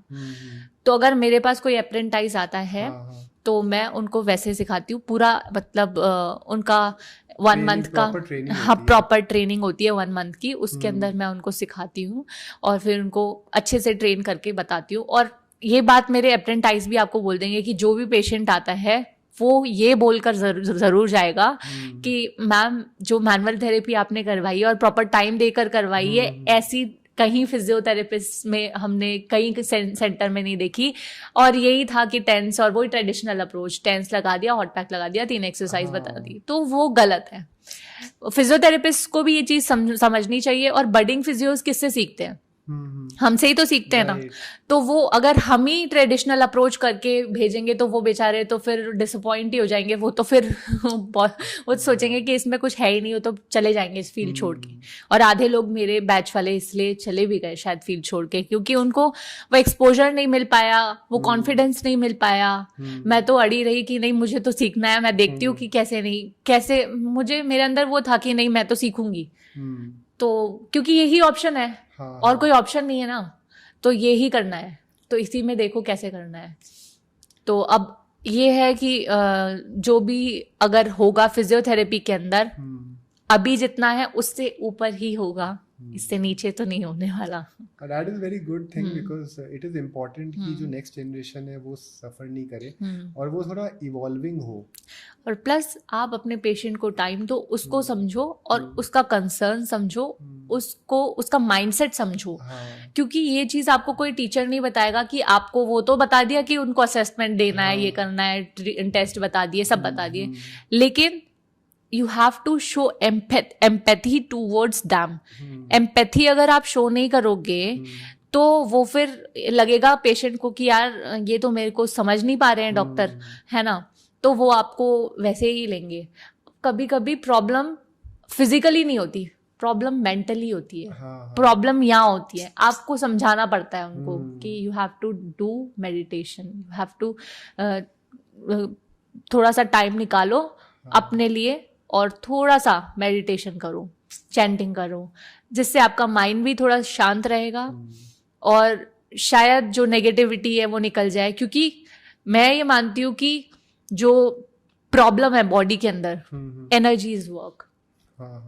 तो जो आधी से ज्यादा प्रॉब्लम्स जो क्रिएट होती है बॉडी के अंदर, डिजीजेस, वो इसलिए भी होती है कि कुछ पास्ट ट्रॉमाज होते हैं, कुछ इमोशंस होते हैं जो दब जाते हैं, कोई जाहिर नहीं कर पाता, तो उस वजह से वो निकल नहीं पाते, तो उस वजह से वो डिजीज में क्रिएट हो जाते हैं। साइंटिफिकली भी ये प्रूवन है। तो मैं भी ये मानती हूँ कि जैसे मेरे एक पेशेंट थी, तो वो बहुत मेंटली डिस्टर्ब्ड रहती थी, अपने जो कुक्स हैं उन पर, सर्वेंट्स पर, सब पर चिल्लाना, और मतलब बहुत मेंटली, हाँ बहुत ज्यादा। तो और उनके रूमेटॉइड आर्थराइटिस की प्रॉब्लम थी। अब प्रॉब्लम ये है कि डॉक्टर्स ने और टीचर्स ने और बुक्स ने ये बोल रखा है कि रूमेटॉइड आर्थराइटिस जो है वो एज के साथ साथ में बढ़ेगा ही और ठीक नहीं होगा। तो वो ही माइंडसेट बना हुआ है कि वैसे ही होगा। मैं कह रही हूँ कि ठीक होगा, मैं करूंगी ठीक, मैं कर सकती हूँ, राइट। पर उसके लिए आपको भी मेंटली प्रिपेयर होना होगा। हाँ अगर आप मेंटली प्रिपेयर नहीं हो कि नहीं ये हो ही नहीं सकता, हाँ, तो हाँ। मैं कैसे करूंगी फिर? Of course. ठीक है, मैं चाहे फिर कितना ही कर लूं, आप खुद ही एक्सेप्ट कर नहीं रहे हो कि यार मैं ठीक कर हो जाऊंगी, मुझे ये ठीक कर देंगे, तो मैं हाँ। कैसे ठीक करूंगी अगर आप खुद ही एक्सेप्ट नहीं करोगे तो? उस ठीक है, प्रोसेस को फॉलो करना पड़ेगा, करना पड़ेगा। हमारा तैयार होना होगा उस हाँ, प्रोसेस को फॉलो करने के लिए। बिल्कुल रेडी, आपको माइंडसेट वैसा रखना चाहिए हम्म, कि नहीं यार ये मैं कर लूंगी। एक बहुत मतलब आपको पॉजिटिव लोग भी मिलेंगे, नेगेटिव लोग भी मिलेंगे। पॉजिटिव को समझाना आसान रहेगा, नेगेटिव को भी समझाना पड़ता है थोड़ा सा। हाँ, अगर समझ जाते तो अच्छी बात है, नहीं समझते तो फिर वो शायद उनके लिए वही लिखा है। इट इज लाइक वो जो नॉर्मल डिलीवरी होती है और सिजेरियन डिलीवरी हाँ। होती है, कुछ लोग रेडी नहीं होते नॉर्मल डिलीवरी के लिए, so they are only they have made up their mind कि मैं उस जो डिफिकल्ट प्रोसेस है उसको फॉलो ही नहीं करना। तो उस तरह से फिजियोथेरेपी में भी हो जाता है ये चीज कि हमें वो जो उसका प्रोसेस है उसमें जो इंड्योरेंस हमें जो डेवलप करनी चाहिए वो हम उसके लिए तैयार ही नहीं बनना है। तो इट इज वेरी इंपॉर्टेंट कि पेशेंट भी सपोर्ट करें थेरेपिस्ट को, सिर्फ छोड़ नहीं दे कि वो मैजिक करेंगे और वो सब संभाल लेंगे। और फिर क्या है, जो थेरेपिस्ट बोल रहा है उसको फॉलो करना चाहिए पेशेंट को। अगर थेरेपिस्ट बोल रहा है कि आप मैं एक टाइम एक्सरसाइज करवा रहा हूँ और आप इस पोस्चर में मत सोना या इस पोस्चर में मत बैठना, और फिर आप बोलोगे कि नेक्स्ट डे अगर पेन हो गया तो आप फिर बोलोगे कि मैम मैं इसी पोस्चर में बैठा था, तो फिर गलती किसकी हुई? थेरेपिस्ट ने अपना काम कर दिया, अब आप भी तो अपना काम करो। इट टेक्स 2 to tango, तो ताली 2 हाथ से बजती है। आप भी तो थोड़ा सा एफर्ट्स लगाओ अगर थेरेपिस्ट लगा रहा है तो। बस यही है। तो doctor Tanvi, if I ask you, क्योंकि you are handling a profession which is very time consuming and उसमें क्या है कि you have to give a lot of time to the patients, उसमें you have to handle the business portion also, ki acquisition of clients, marketing of your brand, and thirdly जो अपन treatment कर रहे हैं, so treatment is something which can consume all the time, तो उसके beyond how do you manage both these things की business part भी और ये profession को भी? थैंक्स टू माई टीम और डॉक्टर तन्वीज एक्टिव लाइफ फिजियो, तो मेरे टीम मेंबर्स अच्छे हैं और वो बहुत सपोर्टिव है। ठीक है, तो it's वो important to have a good staff, हाँ manpower. बिल्कुल, तभी आप आगे जा सकते हो। तो वो लोग पेशेंट्स हैंडल कर लेते हैं, मैं उनको गाइड कर देती हूँ कि आपको ये प्रोटोकॉल फॉलो करना है, और उस बीच जो भी मीटिंग्स होती है, आपका पॉडकास्ट है, तो वो सब चीज़ें फिर मैं कर लेती हूँ। तो how technology is helping your profession? Technology देखो, जैसे कोविड की बात करते हैं, तो कोविड के बाद से जो है बहुत ज़्यादा टेक्नोलॉजी बढ़ गई है, हम कह सकते हैं। जैसे वर्क फ्रॉम होम बढ़ गया था, ठीक है, क्योंकि कोविड में सब लोगों का जाना निकलना बाहर बंद हो गया था, तो वर्क फ्रॉम होम मिल रहा था। ठीक है, अब उसमें उस टाइम पे भी मैंने एक जूम मीटिंग ली थी MNCs की, तो उसमें मैंने गाइड किया था उनको कि कैसे वो अपने एर्गोनॉमिक्स इम्प्रूव कर सकते हैं, पॉस्चर सही रख सकते हैं। क्योंकि अब क्या है कि जब आप वर्क फ्रॉम होम करेंगे, लैपटॉप पर वर्क ज़्यादा करेंगे, ठीक है, तो अब आप क्या कर रहे हैं, टाइम ज़्यादा दे रहे हैं उस पर, सर्वाइकल इशू क्रिएट हो सकता है, बैक पेन क्रिएट हो सकता है। तो मैंने उनको बताया आप बीच बीच में कौन कौन से स्ट्रेचेस कर सकते हैं, ठीक है, और कौन कौन सी एक्सरसाइजेज आप थोड़ी 2-3 एक्सरसाइजेज तो अपनी डेली रूटीन में कर ही सकते हैं, और वॉक तो आप कर ही करें। और स्ट्रेचेस इसलिए ज़रूरी है क्योंकि वो आपकी मसल को टाइटनेस और स्टिफनेस से बचा सकता है, आपके जॉइंट्स को, ठीक है, तो ये इम्पॉर्टेंट है। और ये है कि अब जैसे टेक्नोलॉजी ये भी बढ़ गई कि मैंने मेरा यूट्यूब चैनल है प्रोफेस फिजियोथेरेपी विद तन्वी के नाम से, तो अब मैंने उसका इस्तेमाल ऐसे किया है कि मैं अपने वीडियोस के थ्रू अपनी बात लोगों तक पहुंचा सकती हूँ, ठीक है।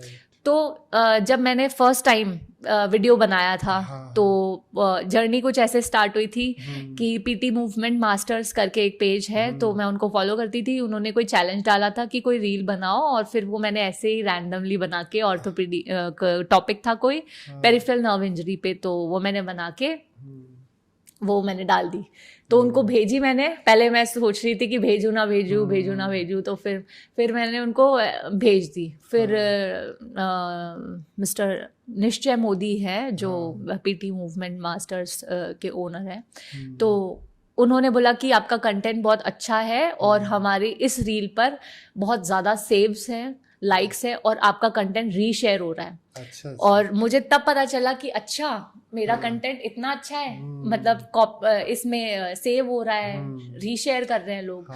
तो मुझे वहाँ से कॉन्फिडेंस मिला और फिर मैंने और वीडियोस बनाने स्टार्ट करे। तो धीरे धीरे वीडियोस बनाते बनाते मुझे कॉन्फिडेंस आने लगा।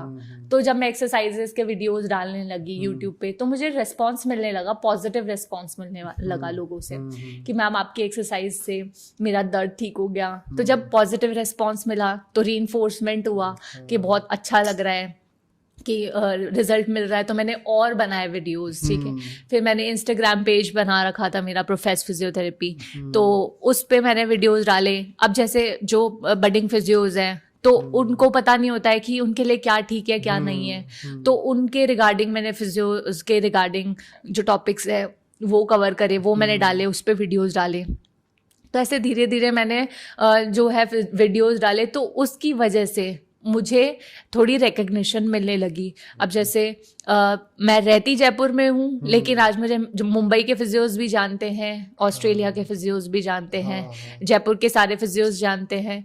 तो ये सब कैसे जानते हैं? ऑनलाइन प्लेटफॉर्म्स के थ्रू। टेक्नोलॉजी इतना अच्छा काम कर रही है, आपके पास यूट्यूब है, आपके पास इंस्टाग्राम है, आपके पास क्या नहीं है, ठीक है, तो आप कर सकते हो।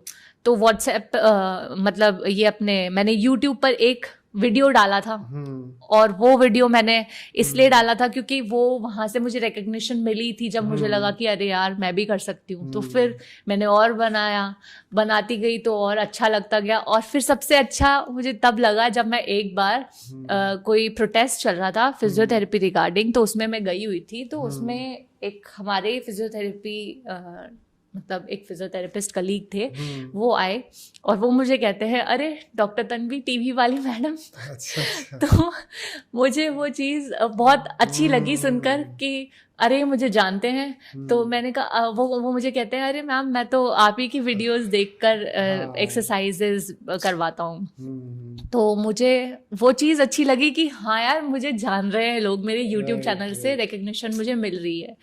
तो फिर मुझे थोड़ा सा और पंप मिला कि यार मुझे ऐसा और करना चाहिए और बनाने चाहिए। फिर मैं कॉन्फ्रेंसेस में जाती थी, मीटिंग्स में जाती थी फिजियोज की हमारी कॉमन, तो वहाँ पर जो स्टूडेंट्स आते थे बडिंग फिजियोज, वो मिलते थे, अरे तन्वी मैम हम आपको फॉलो करते हैं मैम, और आप अच्छा कंटेंट बनाते हो। तो वहाँ से भी थोड़ा सा आपको, हाँ, तो इसलिए ये इस तरह से टेक्नोलॉजी बहुत अच्छी चीज़ है। मतलब आजकल आप सोशल मीडिया प्लेटफॉर्म्स के थ्रू बहुत अच्छा कर सकते हैं, और इसी के थ्रू आप पेशेंट्स को, अब दूर बैठे पेशेंट्स को भी आप बता सकते हैं। मैं मेरे एक्सरसाइज के वीडियोस लिंक्स शेयर कर देती हूँ उनको कि आप ये वाली एक्सरसाइज कर लो, ठीक हो जाओगे। तो doctor Tanvi, it's like awards और रिकग्निशन सबको चाहिए, हर इंडस्ट्री वाले लोगों को चाहिए होता है। तो मेडिकल लाइन में भी it is like reputation also, और एक कॉन्फिडेंस आता है एंड मोटिवेट्स अस कि हम और अच्छा काम करें। तो इस इंडस्ट्री में भी ऐसा है कि अवार्ड्स रेगुलरली मिलते हैं और you can be eligible for that award? बिल्कुल मिलते हैं। जैसे अभी रिसेंटली हम लोगों का जयपुर फिजियोथेरेपिस्ट नेटवर्क है, तो उसमें जयपुर के जितने भी फिजियोथेरेपिस्ट हैं वो सारे कनेक्टेड है एक दूसरे से, ठीक है। तो उसमें हम लोगों को रिकग्निशन मिलता है। जैसे हम लोग बाड़मेर गए थे, तो हम लोगों ने जयपुर से 104 फिजियोथेरेपिस्ट गए थे। तो हम लोगों ने about 4000 people we have treated, और 4 विलेजेस बाड़मेर के हमने वहाँ पर कैंप लगाया था। तो जो MLA हैं उन्होंने हमको वो दिया था सर्टिफिकेट, हाँ सर्टिफिकेट भी दिया था, अवार्ड दिया था पूरा। तो वो अवार्ड सेरेमनी हुई थी। तो जयपुर फिजियोथेरेपिस्ट नेटवर्क ने मिलकर ये डिसाइड किया और ये डिसीजन लिया, तब जाकर हम लोगों को ये रिकग्निशन मिली। ठीक है, ऐसे ही री लाइफ कॉन्फ्रेंस हुई थी एक फिजियोथेरेपी की, तो उसमें I was a keynote speaker, जिसमें मैंने रोटेटर कफ इंजरी के बारे में बताया था। तो उसमें भी मुझे अवार्ड मिला था। तो जब you are a part of some community, so if you are doing great in that community, then obviously you will get award from it or reward for it। ठीक है, तो मतलब आप अगर अच्छा कर रहे हैं तो रिवॉर्ड मिलता है तो अच्छा भी लगता ही है। अगर जैसे बचपन में अच्छे मार्क्स आते थे तो पेरेंट्स अपन को चॉकलेट देते थे या कुछ दिलाते थे, तो रिवॉर्ड मिलता था तो अच्छा लगता था। स्कूल से प्राइज़ मिलते थे तो अच्छा लगता था, है ना, कि अरे यार मुझे प्राइज़ मिला है, तो फिर और मेहनत करते थे आगे। वैसे ही अगर आपको अवार्ड मिल रहा है, रिकग्निशन मिल रही है, तो आप और मेहनत करते हो कि यार अच्छा मुझे और अवार्ड्स चाहिए, मुझे चाहिए कि मेरा क्लिनिक पूरा अवार्ड से भर जाए। चाहे बनाने को तो फेक अवार्ड्स भी बना सकते हैं, लेकिन वो वाला फेक अवार्ड नहीं चाहिए ना, मुझे रिकग्निशन चाहिए। मुझे वो चाहिए कि मैं अगर बोल रही हूँ तो मुझे लोग सुन रहे हैं, मैं ऐसा क्या कर रही हूँ जिससे मुझे लोग सुने। आज मैं यहाँ आपके साथ बैठी हूँ पॉडकास्ट में, तो आज मैंने जो बातें बताई उससे आज शायद सारे फिजियोज को बहुत कुछ सीखने को मिले, तो वो आज मुझे जानेंगे। शायद ये सुपर हिट हो जाए, तो इससे एक रिकग्निशन मिल जाए, शायद इससे अवार्ड मिल जाए। तो इसमें लेकिन अवार्ड्स के लिए आपको कहीं रजिस्टर करना पड़ता है? रजिस्टर देखिए, ऐसे तो स्पॉन्सर भी होते हैं। ठीक है, स्पॉन्सर्स ऐसे कुछ अवार्ड शोज आप खुद भी कर सकते हो। जैसे जयपुर फिजियोथेरेपिस्ट नेटवर्क है, उसके अंदर अबाउट 500 फिजियोथेरेपिस्ट हैं और मोर देन 500 होंगे। ठीक है, तो उसमें क्या है कि जो अतुल सर हैं, ठीक है, तो वो जयपुर फिजियोथेरेपिस्ट नेटवर्क उन्होंने बनाया है। तो उसमें जितने भी फिजियोज हैं उनको जोड़ा है उन्होंने। ठीक है, अब वो खुद ही करवाते हैं ये सब इवेंट्स ऑर्गेनाइज, उसमें वो स्पॉन्सर्स रखते हैं। अब जो स्पॉन्सर्स होते हैं वो पैसा लगाते हैं, क्योंकि इतने बड़े बड़े इवेंट्स होते हैं, तो वो इवेंट्स अपने लेवल पर तो हो नहीं सकते, एक इकलौता इंसान तो कर नहीं सकता ना, तो वो स्पॉन्सर रखते हैं। अब स्पॉन्सर में अब वो आप भी स्पॉन्सर हो सकते हो उस चीज़ के। अगर मान लो कि मैं स्पॉन्सर हूँ और मैं उनको पैसा लगा रही हूँ उस इवेंट में, तो फिर वो मेरे लिए इतना कर सकते हैं कि हाँ अवार्ड दे दें। तो इस तरह से ये बिजनेस और मार्केटिंग होती है थोड़ी बहुत।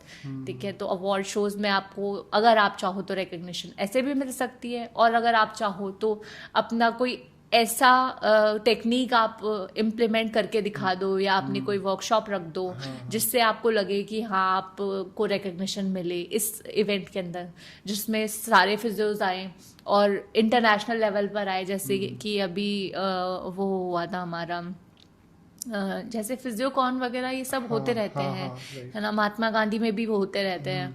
तो उसमें इंटरनेशनल लेवल पर फिजियोज आते हैं। तो अगर आप चाहते हो कि वहाँ पर उस प्लेटफॉर्म पर आपको रिकग्निशन मिले, तो आप एक अपना प्रिपेयर करके रखो कि पीपीटी मेरा प्रिपेयर है, मेरी टेक्निक प्रिपेयर है, ये मैंने इतने पेशेंट्स पर मैंने ये टेक्निक इम्प्लीमेंट करी थी, इसका ये रिजल्ट है, और आप वहाँ पर बोलो। उसके लिए आप रजिस्ट्रेशन ये है कि अगर जैसे जयपुर फिजियोथेरेपिस्ट नेटवर्क में तो मैं रजिस्टर्ड हूँ और उसकी मेंबर हूँ। इसमें रजिस्ट्रेशन की होती है क्राइटेरिया कि आप मेंबरशिप ले रखी है आपने, तो अगर उसके आप मेंबर हो तो आपको वो मिलता है, रिकग्निशन मिल जाता है कि हाँ एक बेनिफिट मिल जाता है कि हाँ जैसे आप कोई भी अवार्ड शो है या कोई कॉन्फ्रेंस है या कोई मीटिंग है फिजियो से रिलेटेड, तो उसमें आप तो इनवाइटेड हो ही, क्योंकि आप यू आर अ मेंबर। तो बट इम्पॉर्टेंट बात यह है कि हम किस तरह से फेयर तरीके से एनालाइज करेंगे कि ये जो अवार्ड दिया जा रहा है वो डिजर्विंग पर्सन को मिले कि नहीं मिले। तो एक मैंने कहीं देखा था कि चार्टर्ड सोसाइटी ऑफ फिजियोथेरेपी भी एक इंस्टीट्यूशन है, एक जो अवार्ड्स देते हैं। इसके अलावा as you are saying Jaipur network का फिजियोथेरेपी का है। तो इसमें अगर कोई, जैसे इतने सारे फिजियोथेरेपिस्ट हैं, तो क्या उस ग्रुप से जुड़ना जरूरी है ताकि उनको पता चले, या हाँ देखो, नेटवर्किंग आप जितनी ज्यादा करोगे उतना ज्यादा अच्छा है ना। आपकी जितनी ज्यादा अच्छी अप्रोच होगी, आप लोगों से मिलोगे, इंटरेक्टिव होंगे, तो आपको लोग जानेंगे। वरना आप एक ही क्लिनिक की 4 दीवारी में बैठकर आप सोचो कि पेशेंट ट्रीट कर ले, आपको कौन जानेगा। आप जब अटेंड करोगे मीटिंग्स को, आप लोगों से मिलोगे, अदर फिजियो से when you meet, you will get to know them, ठीक है, कि वो क्या कर रहे हैं अपनी फील्ड में और ऐसा क्या वो डिफरेंट कर रहे हैं। जैसे मुंबई से हैं डॉक्टर अली ईरानी हैं, ठीक है, तो वो अपने इंडियन क्रिकेट टीम के स्पोर्ट्स फिजियोथेरेपिस्ट रह चुके हैं, जो कपिल देव वाली टीम थी उनके फिजियोथेरेपिस्ट रह चुके हैं। तो मैंने उनको जब मैंने उनसे बात करी तो मैंने सोशल मीडिया पे उनसे इंटरेक्शन किया था और फिर वहाँ से मैंने उनसे बातचीत स्टार्ट करी। तो अब हम दोनों ने एक कोलैब करके रील भी डाली थी। तो वो मुझे कैसे जानेंगे जब मैं उनसे इंटरेक्ट करूंगी, ठीक है। अगर कल को कोई मीटिंग होती है या मुंबई में कोई कॉन्फ्रेंस होती है या कुछ होता है तो वो मुझे मिलेंगे, तो ऑफ कोर्स मैं उनको जानूंगी, वो मुझे मिलेंगे, मैं उनसे बात करूंगी जाके, ठीक है। तो ऐसे भी होता है। अब जैसे डॉक्टर समाना सैयद हैं, वो बहुत अच्छी कार्डियोपल्मोनरी फिजियोथेरेपिस्ट हैं। तो वो यहाँ पर आई थी हमारे जयपुर फिजियोथेरेपिस्ट नेटवर्क में। फेमकॉन था, फेमकॉन में क्या होता है कि मतलब फीमेल्स को रिकग्निशन मिलती है, तो उसमें मैं भी अवॉर्डेड थी और वो भी अवॉर्डेड थी। तो उन्होंने वैसे उनका पेज है, तो उनके साथ में मैंने कोलैब करा था। तो तब वो चीज़ से उन्होंने मुझे पहचाना कि अरे तन्वी, तो जब हम लोग एक दूसरे को फॉलो कर रहे हैं सोशल मीडिया प्लेटफॉर्म पे, तो चेहरा पहचान जाते हैं ना। तो वो चीज़ है, आप इंटरेक्ट करोगे, जब जाओगे तो फिर आपको रिकग्निशन तो मिलती है। लेकिन ऐसा है क्या कि बहुत अच्छा कोई बहुत बड़ा अवार्ड शो होने वाला है in the medical field? Indian association of physiotherapy है, तो इंडियन एसोसिएशन ऑफ फिजियोथेरेपी में क्या होता है, जैसे WCPT है वो वर्ल्ड लेवल पे होता है, Indian association of physiotherapy Indian level पे होती है। तो इसमें ये है कि यू कैन अप्लाई, हाँ, आपको रजिस्टर करना पड़ता है। हाँ, अब तो NCHP आ गया है, तो उसका खुद का रजिस्ट्रेशन होता है। तो उसमें आप रजिस्टर कर सकते हो अपने आप को। और फिर जैसे IAP है, तो अगर उसको लग रहा है आप Indian association of physiotherapy network के मतलब मेंबर हो, तो आप अगर कुछ अच्छा कर रहे हो अपनी फील्ड में, तो फिर अब जब उसके कॉन्फ्रेंसेज आती है तो आप उसमें अपने आप को रजिस्टर कर सकते हो। आप उसमें डाल दो कि आप मेंबर हो, तो फिर आपको अगर रिकग्निशन चाहिए तो फिर वो आपको मिल जाएगी। ऐसे भी होता है क्या कि कोई मान लो कोई ऑर्थोपेडिशियन अच्छे हैं, कोई गायनोकोलॉजिस्ट अच्छे हैं, है ना, सब, लेकिन एक कॉमन अवार्ड शो हो रहा है जिसमें सब लोग पार्टिसिपेट कर रहे हैं और जिनका काम बेस्ट है उनको अवार्ड मिलता है, ऐसा भी कुछ है? हाँ, होते हैं होने को। तो अगर आप अब देखो, आप खुद भी करवा सकते हो, और हम लोग करवाते भी हैं। जिससे मैंने आपको बताया, जैसे जयपुर फिजियोथेरेपिस्ट नेटवर्क है, तो उसमें भी होता है कि न्यूरो सर्जन्स भी आते हैं, ऑर्थोपेडिशियंस भी आते हैं। तो जो एलिजिबल हैं, हाँ, जिस भी फील्ड से उनको मिलता है, वो आ सकते हैं, वो अपना बताएं। और अगर वो कोई सर्जरी कर रहे हैं और कुछ ऐसा है जो हम ऐड ऑन कर सकते हैं, ठीक है, तो वो जैसे डॉक्टर मनीष राजपुरोहित सर हैं, तो उन्होंने अभी एक न्यूरो सर्जन के साथ में एक मीटिंग रखवाई थी जिसमें ही इनवाइटेड मी। तो उसमें हम लोगों ने, मैं और मेरी टीम ने वो अटेंड करी थी। तो हम लोगों ने वो देखा कि वो क्या बताना चाह रहे हैं, कि सर्जरी कैसे वो कर रहे हैं और फिर हम क्या करवा सकते हैं। तो उसमें हमने उनका पर्सपेक्टिव भी जाना, हमने अपना पर्सपेक्टिव भी रखा कि वो अगर फिजियोथेरेपी अवॉइड कर रहे हैं, वो अगर सर्जरी को अपना फर्स्ट प्रायोरिटी समझ रहे हैं, तो कैसे हम फिजियोथेरेपी से उसको ठीक कर सकते हैं। या फिर अगर उन्होंने सर्जरी कर दी तो फिर उसके बाद में हम क्या कर सकते हैं। तो वो सारी चीजें हैं। लेकिन ये तो जैसे अपन ने वहां जाके अपनी बात रखी, अपने काम को बताया, तो पता चलता है। लेकिन अवार्ड्स का तो पहले से ही पता चल जाएगा ना, कि इन द सेंस डिजर्विंग तो तब होगा जब कुछ लोगों ने अप्लाई किया, अपना काम बताया, और एक जज है जो कि पैनल ऑफ जज है जिन्होंने डिसाइड किया कि he or she is eligible। तो इस तरीके से ऐसा तो नहीं होता है। अच्छा। हर जगह पॉलिटिक्स चलती है, राइट। सो अभी इम्पोर्टेंट ये बात है कि अगर फिजियोथेरेपी की रिक्वायरमेंट है, तो हम कोई इंसिडेंट हो जाता है, जैसे मान लो कोई एक्सीडेंट हो जाता है, तो हम अपने हैबिट्स, डेली हैबिट्स में किस तरह से चीज़ों को करें जिससे हम अपने आप को बेटर फिजिकली हम फिट रहें और हम मान लो कोई इंसिडेंट हो भी जाए तो भी हम अवॉइड कर पाएँ कि हमें सर्जरी नहीं करानी पड़े। हाँ। तो ऐसी चीज़ें आप बताओ कि जो चीज़ हमारे यूथ के लिए भी काम आए कि वो अपने डेली प्रैक्टिसेस में उसको फॉलो कर लें कि फ्यूचर में वो सर्जरी भी अवॉइड कर सके और उनके मसल्स भी स्ट्रांग रहें और फिजिकली अब फिट जैसे रहें। अगर सपोज वैसे when we talk about back pain, ठीक है, अगर हम देखें तो disc bulge is most commonly seen in a 20-year-old or even a 80-year-old, ठीक है। तो ऐसा ज़रूरी नहीं है कि सिर्फ 20-year-old में ही मिलेगा या फिर ऐसा ज़रूरी नहीं है कि ये सिर्फ 80-year-old में ही मिलेगा। मिल सकता है, दोनों में मिल सकता है। हो सकता है मेरे डिस्क बल्ज हो सकता है आपके डिस्क बल्ज हो, पर क्या ये पेन कॉज कर रहा है? क्या ये रूट कॉज है? और अगर आपके एमआरआई में आ भी गया कि ये जो है डिस्क बल्ज है, तो जरूरी नहीं है कि इसकी वजह से आपके पेन आ रहा है। अगर सपोज कि डिस्क बल्ज कभी हुआ भी होगा पुराना, तो मैंने उसको मेरी मसल्स को स्ट्रॉन्ग करके मैंने सर्जरी को अवॉइड कर दिया। क्यों? क्योंकि मैंने डेली वर्कआउट किया, मैंने मेरी कोर को स्ट्रॉन्ग किया, मैंने मेरी बैक को स्ट्रेंथन किया, स्ट्रेचिंग करी प्रॉपर, हैमस्ट्रिंग्स को स्ट्रेच किया, काफ को स्ट्रेच किया, ठीक है, प्रॉपर जो है मैंने वर्कआउट किया, तो मैंने सर्जरी अवॉइड कर दी। अब वो डिस्क बल्ज भी कोई काम का नहीं रहा, ठीक है, तो अब मैं फिट हूँ, तो मैंने खुद को प्रोटेक्ट कर लिया इस तरह से सर्जरी से। अब वो तो अब एक माइंडसेट भी होता है आपका खुद का कि आप कितना कर रहे हैं। अब जैसे रिसेंटली मैंने आपको बताया कि मेरा एक्सीडेंट हुआ था, तो मेरा जो टेल बोन है उसमें माइनर सा फ्रैक्चर था, तो उसकी वजह से डॉक्टर ने मुझे बोला था कि आपको सिर्फ और सिर्फ रेस्ट करना है और बैठो भी मत और कुछ भी मत करो। पर ऐसे तो चलने वाला नहीं है काम। शाहरुख खान बोलते हैं कि जब आप ये भूल जाओ कुछ, अगर आपको पाना है बहुत शिद्दत से, तो आप ये भूल जाओ कि आपको खाना खाना है, आपको रेस्ट करना है। ये मैंने उनकी रील्स में और उनके काफी सुना भी है, और वो ये सब छोड़ देते हैं। तो फिर मैं कैसे, लोग तो यही बोलेंगे कि आप रेस्ट करो, take some rest, take some time, give some time to your body, ठीक है, दिया, लेकिन ऐसा नहीं है कि मैं ये सोच के बैठ जाऊं और मेरे वो फ्रैक्चर हो गया तो मैं बैठ ही जाऊंगी। ऐसे चलेगा कैसे काम? नहीं चलने वाला ना।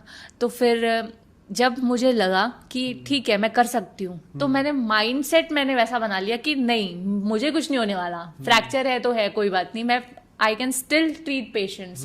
उतनी ही स्ट्रेंथ के साथ मैं पेशेंट्स के पैर उठा सकती हूँ अभी भी, उनकी बॉडी उठा सकती हूँ अभी भी। पेशेंट्स बोलते कि आप मैम आपका अभी एक्सीडेंट हुआ है, रहने दो। नहीं, मैं उठा सकती हूँ, ठीक है। और दूसरी बात कि अगर मैं कर रही हूँ, मुझे पता है कि मैं रिकवर जल्दी हो जाऊंगी, और अगर मैं बैठ गई ये सोचकर, वो मैंने माइंडसेट वैसे बना लिया कि नहीं यार मेरे दर्द हो जाएगा, मैं क्यों करूंगी, मैं तो बैठ जाती हूँ, तो मैं उतनी ज्यादा डिले करूंगी अपनी रिकवरी को। और ये अगर मैं सोच लूँ ना कि मैं जल्दी हो जाऊंगी रिकवर और मैं कर लूंगी, अभी 2-3 दिन में फिजियोथेरेपी स्टार्ट कर दूंगी खुद की, तो हो जाएगा सही। क्या है, माइनर फ्रैक्चर ही तो है, मसल स्ट्रेंथन हो जाएगी तो प्रॉपर सही हो जाएगा, कुछ नहीं होने वाला, तो बस क्योर कर लूंगी अपने आप। बट देन डेली हैबिट्स में हम क्या करें? ये ताकि आप कर सकते हो 2-3 एक्सरसाइजेस। वो आप ये है कि कोर की स्ट्रेंथनिंग कर सकते हैं, और कोर की स्ट्रेंथनिंग के लिए आप क्रंचेस कर सकते हो, ठीक है, प्लैंक कर सकते हो, ठीक है, और वॉक तो आप करो ही करो, ठीक है, ताकि बॉडी स्टिफ ना हो आपकी, ठीक है, जॉइंट स्टिफ ना हो आपके, ठीक है। और ज़्यादा से ज़्यादा जो मैं अपने आप को फिट रखने के लिए करती हूँ, मेरा एक वेट मेंटेन रखने के लिए करती हूँ, वो मैं स्किपिंग तो करती हूँ कार्डियो के नाम पर, ठीक है। और जो है आप अब्डोमेन अपना स्ट्रॉन्ग रखो, ठीक है, और माउंटेन क्लाइंबर्स आप कर सकते हैं, ठीक है। और आप कोई स्पोर्ट्स में जुड़े रहे, कोई स्पोर्ट्स में तो हमेशा जुड़े रहना चाहिए। स्पोर्ट्स में तो हमेशा जुड़े, बिकॉज़ अभी क्या है, डिजिटली बच्चे खेल लेते हैं गेम्स, तो बाहर नहीं जाते। यही तो ये सबसे बड़ा डिसएडवांटेज है आजकल, जो वीडियो गेम्स का जो जमाना है। और ठीक है अब है तो है, लेकिन अब बाहर खेलने नहीं देते, पेरेंट्स बोलते हैं मिट्टी में हो जाएगा बच्चा, हमने तो मिट्टी में खेले हम तो, है ना। लेकिन कोई बात नहीं, अब आजकल है वो ट्रेंड कि नहीं हमारे बच्चे तो इंडोर गेम्स ही खेलेंगे, तो फिर वैसा ही। But then you have to change, one should change, one should at least एक गेम, स्पोर्ट गेम तो खेलना ही चाहिए। वो भी outside, not within the हाँ, बिल्कुल होना चाहिए जिससे आपकी बोन स्ट्रांग रहे। अब जैसे बच्चे हैं तो बच्चों को अगर कोई इंजरी होती है तो वो तो कम्प्लीटली क्योर जल्दी हो जाएगी, ठीक है, पर एक वही ओल्ड एज है तो उसको थोड़ा टाइम लगेगा, ओल्ड एज पर्सन को थोड़ा टाइम लगेगा क्योंकि उनकी अब बोन्स में इतनी कैपेसिटी नहीं है। प्लस अगर विमेन है तो वो मीनोपॉज के बाद में एस्ट्रोजन हार्मोन जो है वो बनेगा नहीं, तो उसकी वजह से ऑस्टियोपोरोसिस के चांसेस बढ़ जाते हैं, तो वो बोन्स वैसे ही वीक हो जाती है, हॉलो हो जाती है, तो वो फ्रैक्चर तो गिरते ही होता है। तो फिर इसलिए क्या होता है कि आप अपना ध्यान रखो, सेफ्टी आप ही के हाथों में है, ठीक है, ध्यान से चलो, धीरे धीरे वॉक करो, ओल्ड एज पर्सन के लिए धीरे वॉक करो लेकिन करो, ठीक है। और कॉर्पोरेट्स में भी बहुत इंपॉर्टेंट है। इनफैक्ट थोड़ी आफ्टर 20 इयर्स 25 इयर्स की उम्र में हम देखते हैं कि लोग स्पोर्ट्स से दूर होते जाते हैं।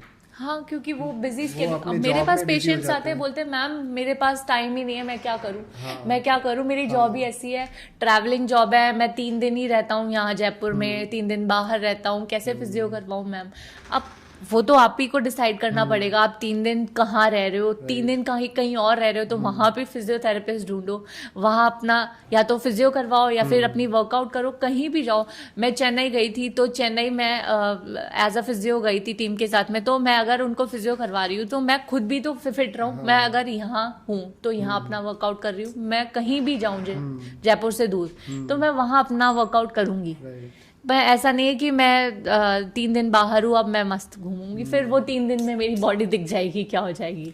और मैं भी इस पॉडकास्ट के माध्यम से ये ज़रूर बताना चाहता हूँ कि हमें अपने आप को फिजिकली फिट ज़रूर रखना चाहिए, चाहे हमारी जितनी भी रिस्पॉन्सिबिलिटीज हों, थोड़ा सा टाइम हमें खुद को भी देना चाहिए। क्योंकि अगर हम अपने आप को टाइम नहीं देंगे तो कहीं ना कहीं वो पेन बढ़ेगा, वो बॉडी रिकवर नहीं कर पाएगी फटाफट, और हमारी बॉडी इस तरह की हो जाएगी कि हम मान लो कोई इंसिडेंट हो जाएगा तो उसमें रिकवरी में और टाइम लग जाएगा। और इसमें ये हो जाता है कि हम चूंकि एक बहाना ढूंढ लेते हैं कि हमें ये रिस्पॉन्सिबिलिटीज है, हमें ये काम है, इस वजह से हम अपने आप को टाइम नहीं दे सकते, जबकि ये इन चीज़ों के बियॉन्ड सोचना बहुत ज़रूरी है।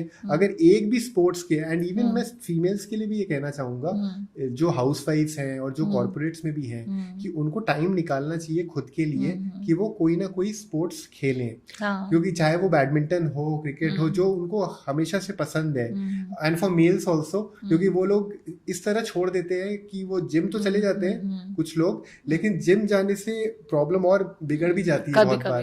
तो अगर स्पोर्ट्स वो खेलते हैं तो that is better than going to gym, because वो बॉडी फ्लेक्सिबल भी रहती है, आपकी बॉडी पर आप स्पोर्ट्स में भी हैं तो भी आपको you have to do cool down and warm up. हाँ, राइट, बिकॉज वो स्ट्रेचिंग और कूल डाउन पे ज्यादा फोकस करते नहीं है ज्यादातर लोग, क्योंकि मान लो हमने बहुत टाइम तक एक ही मसल पे वर्क कर रहे हैं, एक ही गेम खेल रहे हैं, तो वो भी स्टिफ हो जाती है। उसको रिलैक्स करना बहुत जरूरी होता है और गैप देना जरूरी है। Sound sleep is also very important. तो ये सारी चीजों पे ध्यान अगर रखें तो it will be a better life for everybody. और अगर कोई इंसिडेंट हो भी जाए तो बॉडी जल्दी रिकवर कर पाएगी।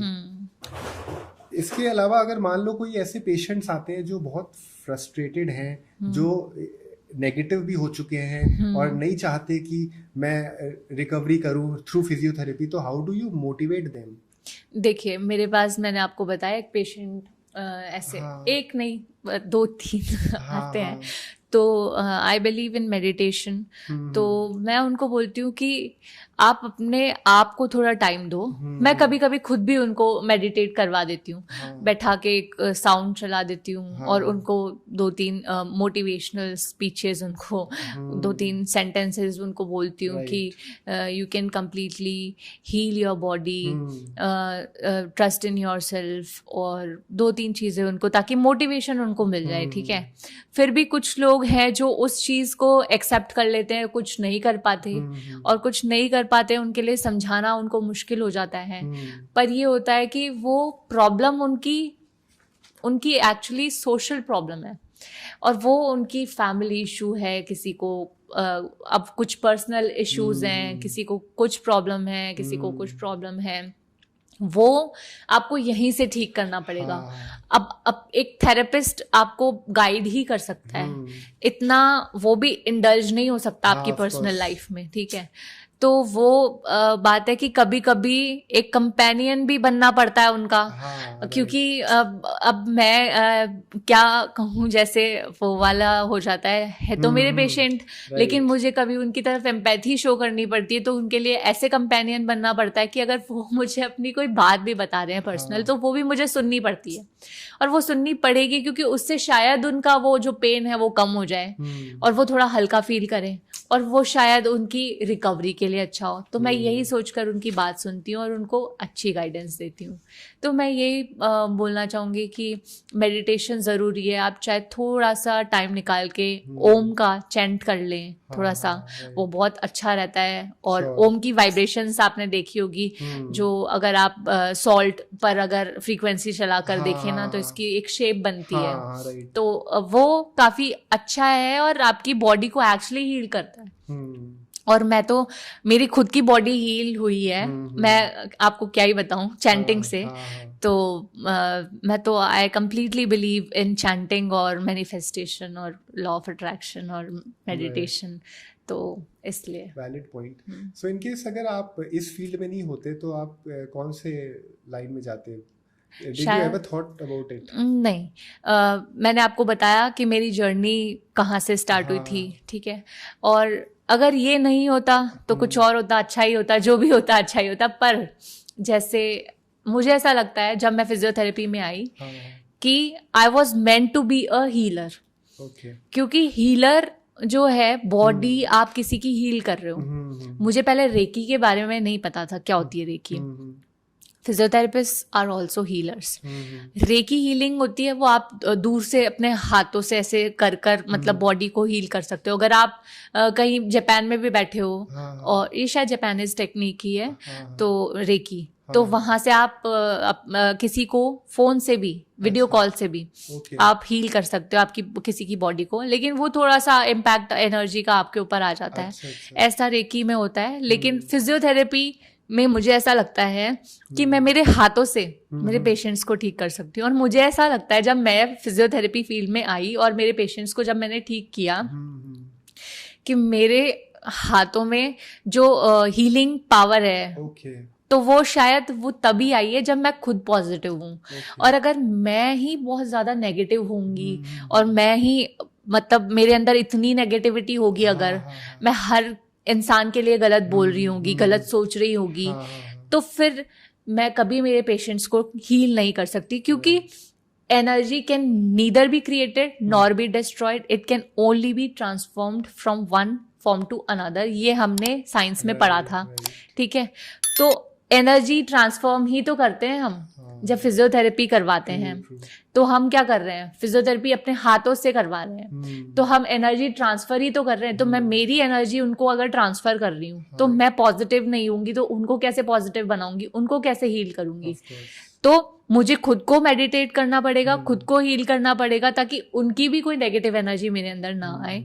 और खुद की पॉजिटिविटी जो है वो अगर मैं उनको दे रही हूँ, तो मुझे खुद के प्रोटेक्शन के साथ में देना होगा, और उसी से वो हील हो पाएंगे। और मुझे उनके टूवर्ड्स, मुझे I have to show them empathy.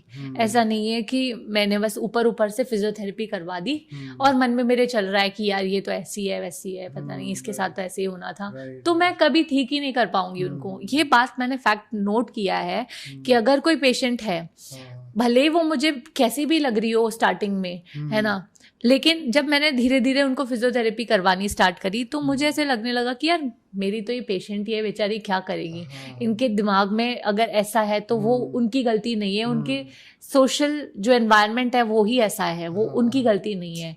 तो वो मुझे चीज़ समझनी पड़ेगी। और वो जब मैंने चीज़ समझी, तो मैंने उनकी तरफ एम्पैथी शो करी, और जब एम्पैथी शो करी तो रिजल्ट्स मिलने लगे। क्योंकि जब मैं पॉजिटिव होंगी तब ही रिजल्ट मिलेंगे। जब मैं ही नेगेटिव होंगी और नेगेटिव सोचूंगी उनके बारे में, तो रिजल्ट नहीं मिलने वाले। तो आप कह रहे हो कि आप ये काम करते करते इवॉल्व हुए हो। बिल्कुल। और मैंने ये चीज़ समझी भी है, और जब मैंने ये ऑब्जर्व किया है कि मैं मेरे पेशेंट्स के बारे में अच्छा सोच रही हूँ तो अच्छा रिजल्ट मिल रहा है। जब मैं मेरे पेशेंट्स के बारे में अच्छा नहीं सोचूंगी तो अच्छा रिजल्ट नहीं मिलेगा। जो कि शायद स्टार्टिंग में हो सकता था, कि वो जो मैंने आपको बताया था कि एक एल्जाइमर्स की पेशेंट्स पेशेंट थी जो कि मेंटली थोड़ी सी डिस्टर्ब्ड थी, उनको पता भी नहीं था कि वो क्या कर रही हैं, और ओल्ड एज थी, और वो फिजियोथेरेपी मैं जब उनको करवाती थी तो वो मुझ पर चिल्लाती थी क्योंकि वो अल्जाइमर्स की पेशेंट थी और वो मेंटली डिस्टर्ब थी, तो उनको पता ही नहीं था कि वो क्या बोल रही हैं, किसको बोल रही है। तो मुझे लगता था कि यार ये कैसी है। तो पर फिर मैंने उस चीज़ को समझा कि वो प्रॉब्लम उनकी नहीं है, उनकी बीमारी की प्रॉब्लम है ना। फिर जब मैंने उस चीज़ को समझा तो मैंने उनकी तरफ एम्पैथी शो करी। तो जब एम्पैथी शो करी तो वो चीज़ अपने आप ठीक होने लगी कि यार मैं फिजियोथेरेपी करवा रही हूँ इनको नी के लिए उनकी, तो वो चीज़ अब ठीक हो रही है। क्योंकि पहले मेरे अंदर भी फ्रस्ट्रेशन थी कि यार मैं नहीं करवा रही इनको यार, पर वो क्योंकि मैं नई फिजियोथेरेपिस्ट थी कि मैं नहीं करवा रही, वो मेरी फर्स्ट पेशेंट थी। तो जब मैंने ये चीज़ जानी कि यार मुझे पॉजिटिव बनना पड़ेगा, मुझे भी हीलिंग करनी पड़ेगी खुद की, और मैं ऐसे नेगेटिव नहीं हो सकती, मेरे पेशेंट्स को ठीक करना है मुझे तो पॉजिटिव होना ही पड़ेगा। तो तब मुझे फिर रिजल्ट्स अच्छे मिलने लगे। Any regrets you have, anything which you want to change? क्योंकि you have come a long way. क्योंकि like what happens कि हम जो फ्यूचर जनरेशन है जो इस इंडस्ट्री में आना चाहते हैं उनको अगर कुछ बताना चाहें इस पॉडकास्ट के माध्यम से कि क्या गलतियां हमें नहीं करनी चाहिए जिससे हमारी ये जर्नी और बेहतर हो पाए, एनीथिंग यू वांट टू से out of in the field of physiotherapy and in general towards life also, जो हमारी जो ऑडियंस है उनको काम आएगी? मैं यही बोलना चाहूँगी कि जब भी आप किसी को देखो तो दिल से देखो। ये हमेशा ज़रूरी नहीं है। पहले मैं सोचती थी कि पैसा चाहिए, ठीक है। तो जब मैंने, पापा हमेशा मेरे यही बोलते हैं कि बेटा पैसा नहीं दुआ काम आएगी, है ना। तो पैसा भी अब ज़रूरी तो है, एक टाइम पर पैसा भी ज़रूरी है और दुआ दोनों ही ज़रूरी है, ठीक है। अब लेकिन जब मैंने इस चीज को जाना कि यार पैसा तो है ही पर दुआ ज्यादा इम्पोर्टेंट है, वो दुआ ही शायद मेरे काम आ गई तो मैं बच भी गई एक्सीडेंट से, है ना। तो वो मैं यही बोलना चाहूंगी कि हमेशा जो बडिंग फिजियोज है ना वो मतलब मेरे अंदर भी यही प्रॉब्लम थी कि जैसे ही फिजियो बने पर विजिट 1000-1100 चाहिए हमको। तो नहीं मतलब इतना मत ज्यादा वो करो, आप थोड़ा सा रुक जाओ। एक दिन आपका भी दिन आएगा जब आप लेना उतने, क्योंकि आपका काम बोलेगा, ठीक है। लेकिन अभी आप उतना देखो कि जितना लोग अफोर्ड भी कर सकें, ठीक है, और लोगों को उससे फायदा भी हो जो आप कर रहे हो, ठीक है। और लोगों की तरफ थोड़ी सी एम्पैथी शो करो कि जैसे वो आपके अपने ही हैं। जैसे मैंने जितने भी पेशेंट देखे ना उन सबसे एक अपनापन है। ऐसा कोई नहीं है मेरे पेशेंट्स में जो मेरे लिए गलत बोल दे या फिर मुझसे धोखा करे, या कोई मुझे मतलब मेरे स्टाफ भी अगर देखते हैं ना तो वो मेरे पेशेंट भी मेरे प्रति लॉयल है। क्योंकि मैं उनके प्रति लॉयल हूँ, ठीक है। तो वो इसीलिए है क्योंकि मेरा नेचर उनको पसंद आता है, क्योंकि मैं उनको वैसे ही देखती हूँ कि जैसे मेरे पेरेंट्स हैं। हाँ, जैसे मेरे पेरेंट्स हैं वैसे। तो बस यही मैं बोलना चाहूँगी। रिग्रेट यही था कि भाई इतने पैसे स्टार्टिंग में लिए थे वो उसका नहीं लेना चाहिए, क्योंकि मुझे ऐसा लगता है कि वो कर्मा हिट्स कहीं ना कहीं तो वो आपका लग जाता है। कभी भी ऐसा पैसा मत कमाओ जिसमें किसी की दुआ ना हो। तो पैसा चाहे कम कमा लो, दुआ कमाओ, वो ज्यादा जरूरी है आपके लिए। तो ये है, that's a valid point. Doctor Tanvi, आपसे हमारी ऑडियंस जरूर ये सीखेगी कि it is very important to be patient, patience होनी चाहिए और काइंडनेस होनी चाहिए, कंपैशन होना चाहिए। हाँ, बिल्कुल। One should be honest enough to work. Integrity से ज्यादा कुछ नहीं हो सकता। And your dedication itself, your work itself tells that what kind of person you are and how strongly you believe that you can change the system through your work. तो बहुत अच्छा लगा आपसे बात करके, आपसे बहुत सी चीज़ें सीखने को मिली और हमारी ऑडियंस को भी ये शो पसंद आया होगा, आई एम श्योर। और आगे भी हम इस तरह के शोज लाते रहेंगे। फिजियोथेरेपी एक ऐसी चीज़ है जिसमें काफ़ी गलत फहमियाँ डेवलप हो जाती हैं। लोग अप्रोच नहीं करते हैं फिजियोथेरेपिस्ट को और वो अपने हिसाब से डिसीजन ले लेते हैं। So it is very important कि आप अवेयर रहें, जो आसपास चीज़ें चल रही हैं उसको जानें, और जब कोई डिफ़िकल्ट टाइम आए तो पैनिक नहीं करें और उस सिचुएशन को धैर्य रह के हैंडल करें, और एटलीस्ट 2-3 ओपिनियन लें डॉक्टर्स की ताकि आप एक इन्फॉर्म तरीके से उसकी रिकवरी को कर पाएं। बिल्कुल। सो इसी के साथ मैं ये पॉडकास्ट को एंड करता हूँ। आई एम श्योर आपको पसंद आया होगा, आगे भी हमारा पॉडकास्ट आप देखते रहिएगा। बिल्कुल। Till that time stay tuned. और thank you so much for inviting me Vishal ji. It's a pleasure. So I hope हम फ्यूचर में भी पॉडकास्ट करेंगे, बिल्कुल बिल्कुल, जहाँ पे we will interact and we will discuss things which would be relevant in that time. yes of course, So thank sure. you. Thank you. Thank you.